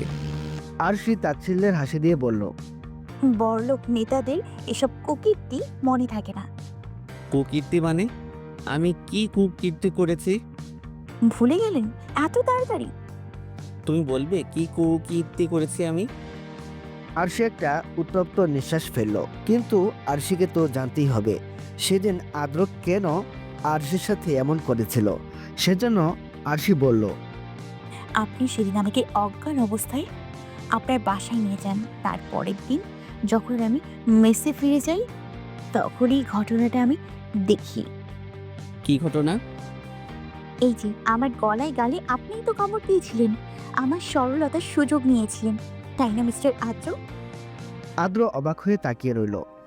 অবকটে বলল, হ্যাঁ, আমি দিয়েছিলাম। কিন্তু সরলতার সুযোগ বলতে তুমি কি বোঝাচ্ছ? ও, এটা এখন আমাকেই বলে দিতে হবে? ওয়েট, বলছি। আমার না নিজেকে মাঝে মধ্যেই প্রস্টিটিউট মনে হয়। সেদিন রাতে আপনি কি করেছিলেন সেটা ভেবে। আদ্র এবার ভয়ঙ্কর রেগে গেল। ঠাস করে একটা চর মেরে বলল, শুনে রাখো মেয়ে, আমি সেদিন তোমার মায়াবী চেহারার মায়ায় পড়ে গিয়েছিলাম। নিজেকে কন্ট্রোল না করতে পেরে জাস্ট এইটুকুই করেছি। এর বাইরে বেশি কিছুর কথা আমি ভাবতেও পারি না, ভাবিও নি। এতদিন যে আমাদের বিয়ে হলো, আমি কি তোমার সাথে সেই ধরনের কোনো খারাপ বিহেভ করেছি মেয়ে? আর তুমি কি না আমাকে বাজে লোকের সাথে মেলাচ্ছ আর নিজেকে প্রস্টিটিউটদের সাথে তুলনা করছো? আমি গালে হাত দিয়ে কান্না করছি। সত্যি ওনাকে কতটা ভুল বুঝলাম আমি। এতদিন একসাথে থেকে ওনার প্রতি এতটা ভুল ধারণা পুষতাম আমি। ছি! আদ্র আরশিকে ধাক্কা দিয়ে বিছানায় ফেলে দিয়ে চিল্লিয়ে বলল, চোখ মুছো মেয়ে, তোমার এসব আকাশ পাতাল উল্টাপাল্টা চিন্তা মুছে কাউকে ভালোবাসতে চেষ্টা করো। আর না পারলে দ্যাটস এনাফ। ভালো, সেদিন ভার্সিটিতে যা হয়েছিল সেটাও অ্যাক্সিডেন্টলি। তুমি ভার্সিটি ছেড়ে চলে যেতে চেয়েছিলে, তাই আমি আটকাতে চেয়েছিলাম। আর বিয়ের বিষয়টা নিতান্তই স্যার আর আব্বুর মতামতের উপর ভিত্তি করে হয়েছে। সেই জন্য তুমি আমাকে হাজব্যান্ড হিসেবে মেনে নিতে না পারলে বা আমার কাছে আসতে না চাইলে আমি কিছু মনে করব না বা জোর করব না। আদ্র কখনোই নিজের অপমান মেনে নেয় না, মাইন্ড ইট। বলে ওয়াশরুমে চলে গেল। কয়েক মিনিটের মাঝে রুমে একটা টর্নেডো বয়ে গেল যেন। সব কথা আরশির মাথার উপর দিয়ে গেল। আদ্র ওয়াশরুম থেকে বেরিয়ে কাপড় চোপড় পরে রেডি হয়ে বেরিয়ে গেল। একটি বারও আরশির দিকে তাকালো না। বিকেল গড়িয়ে রাত হয়ে গেল, কিন্তু আদ্র এখনো বাসায় ফেরেনি। শাশুড়ি মা দুবার ফোন করলেন, কিন্তু ফোন সুইচ অফ। রাতের খাবার খেয়ে ওয়েট করতে লাগলাম ওনার জন্য, কিন্তু না, বেচারা আদ্র বাসায় ফিরলই না। শ্বশুরমশাই কিছুক্ষণ রাগে গজগজ করতে করতে বকাঝকা করলেন। উনি নাকি আগেও কয়েকবার এমন করেছেন, তবে ফোন করে জানিয়ে দিত। কিন্তু আজ ফোন না করায় সবাই দুশ্চিন্তা করছে। উনি যে আমার সাথে রাগ করে বেরিয়ে গিয়েছেন সেটা বলার সাহস পেলাম না। ওনাদেরকে অনেক কষ্টে সামলে নিলাম। বললাম, ওনার ফিরতে রাত হবে, আপনার ঘুমিয়ে পড়ুন। ওনারাও কিছুক্ষণ গাইগুই করে শুয়ে পড়লেন। আমি রুমে এলাম। ফোন করবো কিনা ভাবছি, কিন্তু কিভাবে দিব? আমার কাছে তো ওনার সেল ফোনের নম্বর নেই, মানে কোনোদিন ফোনে কথাই হয়নি। সেজন্য প্রয়োজনও পড়েনি ওনার নাম্বার। ড্রয়িং রুমে গেলাম। মায়ের ফোনটা টেবিলের উপর রাখা ছিল। লিস্ট থেকে ওনার নাম্বারটা কালেক্ট করলাম। মা ওনার নাম্বারটা আদু দিয়ে সেভ করে রেখেছে, ফলে আমি সহজেই পেয়ে গেলাম। মা সবসময় ওনাকে আদু বলেই ডাকেন। আমি রুমে এসে নাম্বারটা ডায়াল করতেই আমার চক্ষু চড়ক গাছ। এই নম্বর থেকে তো এক সকালে আমার গোপন প্রেমী ফোন করে বলেছিল তুমি ঘুমিয়ে থাকলে এত মায়াবী লাগে কেন? আর বেশিক্ষণ ঘুমিও না, তাহলে হার্টের পেশেন্ট হয়ে বিয়ের আগেই মরে যাব। তার মানে এটা আদ্রই? Oh my god, I can believe this. এটা কি করে হতে পারে? আদ্রের মতো একটা ম্যাচিওর ছেলে, সে নাকি আমার ঘুমন্ত চেহারা দেখার জন্য রাতের বেলা চুপি চুপি আসতো। চুপি চুপি একটা ফাগুনি শাড়ি দিয়ে গিয়েছিল, আর আমি ছোটটাকে সারাক্ষণ আশেপাশে রেখে 1 মাস সংসার করার পর চিনতে পারলাম লোকটা এতদিন ধরাও দেয়নি আমাকে। এমন একটা ভাব করতো যেন উনি পৃথিবীর সবচেয়ে নিষ্পাপ, গম্ভীর, রাগী, ফজিল, অসভ্য একটা মানুষ। আসলে উনি যে প্রথম থেকে আমার প্রেমে হাবুডুবু খাচ্ছেন সেটা অতি সন্তর্পণে গোপন করে গেলেন। সেদিন শাড়ির সাথে ছোট্ট একটা চিরকুটও ছিল, পেঁচানো কথাবার্তা। লেখা ছিল, মায়ারানী, তোমার সাথে আমার দেখা সেদিন, কিন্তু আমার মনে হচ্ছে যুগ যুগ ধরে তোমার সাথে আমার পরিচয়। কেন আমার মনে হচ্ছে জানি না। তোমাকে যখন প্রথম দেখেছিলাম তখনই প্রেমে পড়ে গিয়েছিলাম। তুমি হয়তো আমার গভীর সে চাহনি লক্ষ্য করনি, বলে ঠিকই বুঝতে পারতে ওই চোখ তোমার প্রেমে অন্ধ হয়ে গিয়েছে। এই যুগ যুগ ধরে আমার অতি কাল্পনিক একটা সত্তার সাথে তোমার মিল পেয়ে আমি নিজেকে পৃথিবীর সবচেয়ে ভাগ্যবান মনে করছি। তোমার কপালে উষ্ণ পরশ দিয়ে আমার রাতের ঘুমটা ভালো হয়, ম্যাজিকের মতো। আচ্ছা, যাই হোক, কাব্যিক কথাবার্তা আমার ততটা আসে না। ফাগুন রঙের শাড়িটা তোমার জন্য। ভালোবাসা এক আকাশ সমান, ভালোবাসা একটা পৃথিবীর সমান, তোমার অচেনা পুরুষ। সেই চিঠি পড়ে আমি সে রাতে কত হেসেছি, বোঝাতে পারবো না। কিন্তু এখন যখন জেনে গেলাম এটা আদ্র সাহেব, তখনই আমার হাত পাতার কাজ করা বন্ধ করে দিয়েছে। আমি চাইলে এই ফোন নাম্বার দিয়ে আরও আগে এই ব্যাটাকে ধরতে পারতাম। শিট, লোকটা তলে তলে এত কিছু করে ফেললো, আর আমি সেই আদিকালের নারীর মতো পিছিয়ে আছি। না, আমাকেও জ্বলে উঠতে হবে। আমার সাথে লুকোচুরি খেলবে আর আমি সারা জীবন বোকা বউ হয়ে সব মানবো, তা তো হতে পারে না, তাই না? আমি কাঁদছি, প্রচুর কাঁদছি। 3 দিন হয়ে গেল আদ্র বাসায় আসে না, কোথায় আছে সেটাও বলছে না। মাকে ফোন করে কথা বলে, আমি কথা বলতে চাইলে ফোন কেটে দেয়। আমি বুঝতে পারছি না উনি আমার উপর রাগ করেছেন নাকি পালাচ্ছেন। আমাকে না দেখেই 3 দিন উনি থাকতে পারলেন। আমার খুব অভিমান আর রাগ হচ্ছে। ওনাকে জড়িয়ে ধরে ঘুমাতে ঘুমাতে আমার অভ্যাস হয়ে গিয়েছে, অভ্যাসটা বদ অভ্যাসে পরিণত হয়েছে। আর আজ 3 দিন উনি আমার থেকে দূরে আছেন। আমি মুখ গোমড়া করে বসে আছি। এমন সময় শাশুড়ি মা আসলেন, বসলেন আমার পাশে, আমার দিকে তাকিয়ে হালকা হেসে বললেন, রাগ করেছো মা? না তো। বলে আরশি চোখের পানি মুছে নিল। আদ্রের জন্য যে আরশি ভেতরে ভেতরে পুরো দগ্ধ হয়ে যাচ্ছে সেটা বোধহয় আদ্রর মা বুঝতে পারলো। লুকিয়ে যাচ্ছ? কি লুকোবো? আমি সব বুঝতে পারছি। আদর জন্য মন খারাপ হচ্ছে, তাই না? তেমনটা নয় মা। আদ্রর মা আরশির হাতটা মুঠোয় নিল, একটু হেসে বলল, জানো তো মা, ছেলেটা একটু অভিমানী, একটু কিছুতেই বিরাট কাণ্ড করে বসে থাকে। তার উপর জেদ, নিজের জেদ বজায় রাখতে প্রিয় মানুষগুলোকেও মাঝে মাঝে কষ্ট দিয়ে ফেলে নিজের অজান্তে। ওর কোনোদিন কোনো মেয়ের প্রতি ইন্টারেস্ট ছিল না। ফারিন ওর এত ভালো ফ্রেন্ড, ওর কোনোদিনও ফারিনকে ওর বন্ধু ছাড়া অন্য কোনো চোখে দেখেনি। সবসময় পড়াশোনা নিয়েই বিজি থাকতো। তারপর পলিটিক্সে জড়িয়ে গেল। কতবার বলেছে বাবার সাথে ব্যবসাটা সামলাতে, কিন্তু না, ওর জেদ, ব্যবসা করবে না, রাজনীতিই করবে। ওর আব্বু বলল করুক, যা ইচ্ছে করে করুক। আমিও বাধা দিইনি, কতবার বললাম আদৌ তোর যা ইচ্ছা কর, কিন্তু আমার জন্য একটা মেয়ে নিয়ে আয়। আদু কি বলল জানো? আরশি গভীর মনোযোগ দিয়ে শুনছিল। প্রশ্ন করতেই আরশি জিজ্ঞেস করলো, কি বললো? বলল ও নাকি চিরকুমার থাকবে, বিয়ে নাকি করবে না। প্রেম করা স্বাস্থ্যের জন্য ক্ষতিকর, তাই প্রেমও নাকি করবে না। তারপর? ওর এই কথা শুনে ওর আব্বু আচ্ছা করে এক ধমক দিল, বকাচকা করলো, কিন্তু ছেলে বিয়ের জন্য কিছুতেই রাজি হলো না। তারপর ফারিনের সাথে হলো ওর বন্ধুত্ব। আমরা ভাবলাম এবার বোধহয় ছেলের মতি ফিরেছে, কিন্তু ফারিনের বিষয়ে ওর সাথে কথা বলতে গেলাম, তখন ও বলল ফারিনের মতো মেয়েদের নিয়ে নাকি ফটোশ্যুট করা যায়, ঘর সংসার নয়। তারপর?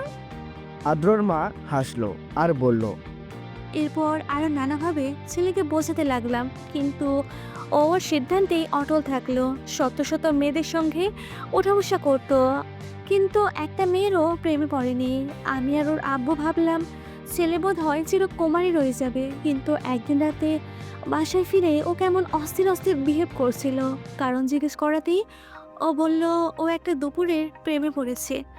আমরা মানে বুঝলাম না। এটুকু বলে আদ্রর মা থামলো, পানি খেয়ে আবারও বলতে শুরু করলো। ওর সাথে নাকি এক দুপুরে একটা মেয়ের সাথে দেখা হয়। প্রথম দেখায় ভালো লাগে মেয়েটিকে, কিন্তু দ্বিতীয় দেখায় কিছু ছিল একটা, যাতে আমার ছেলে প্রেমেই পড়ে গেল। সেদিন এই কথাটা শুনে আমি আর ওর আব্বু যা খুশি হয়েছিলাম বলে বোঝাতে পারবো না। আর সেই মেয়েটাই ছিলে তুমি। ও তোমার একটা ছবি সোশ্যাল সাইট থেকে কালেক্ট করে আমাদের দেখেছিল। তারপর ভার্সিটির ঝামেলাতে আদ্রের আব্বু যখন তোমাকে দেখতে পায়, তখন বিসি স্যারের বিয়ের প্রস্তাবে রাজি হয়ে তোমাকে পুত্রবধূ করে নিয়ে আসে। তোমার ব্যাকগ্রাউন্ড দেখে নয় মা, তুমি আমাদের ব্যবহারে কষ্ট পেলে ক্ষমা করে দিও মা। আমার ছেলেটাকে কষ্ট দিও না। আমার কান দিয়ে গরম ধোঁয়া বেরোচ্ছে। কী সব শুনছি আমি? আমার মতো একটা মেয়েকে প্রথমবার কেউ দেখে প্রেমে পড়তে পারে? আমি ভাবতেও পারি না, কিন্তু ঘটেছে তো এটাই। আমি মাকে জড়িয়ে ধরে বললাম, আমি ওনাকে কষ্ট দেব না। মা হেসে চলে গেলেন। বললাম তো কষ্ট দিব না, কিন্তু লোকটা তো আগেই কষ্ট পেয়েছেন। আমার কথায় কষ্ট পেয়ে বাড়ি থেকে নিরুদ্দেশ হয়ে গিয়েছেন। আমি শিফাকে ফোন লাগালাম। মেস ছেড়ে দিয়েছি আমরা, কারণ আমি তো এখন এখানেই থাকি। আর শিফা একা একা থাকতে পারবে না বলে বাসায় চলে গিয়েছে। কিছুক্ষণ রিং হবার পরে শিফা কল ধরলো। ও বোধহয় ঘুমোচ্ছিল।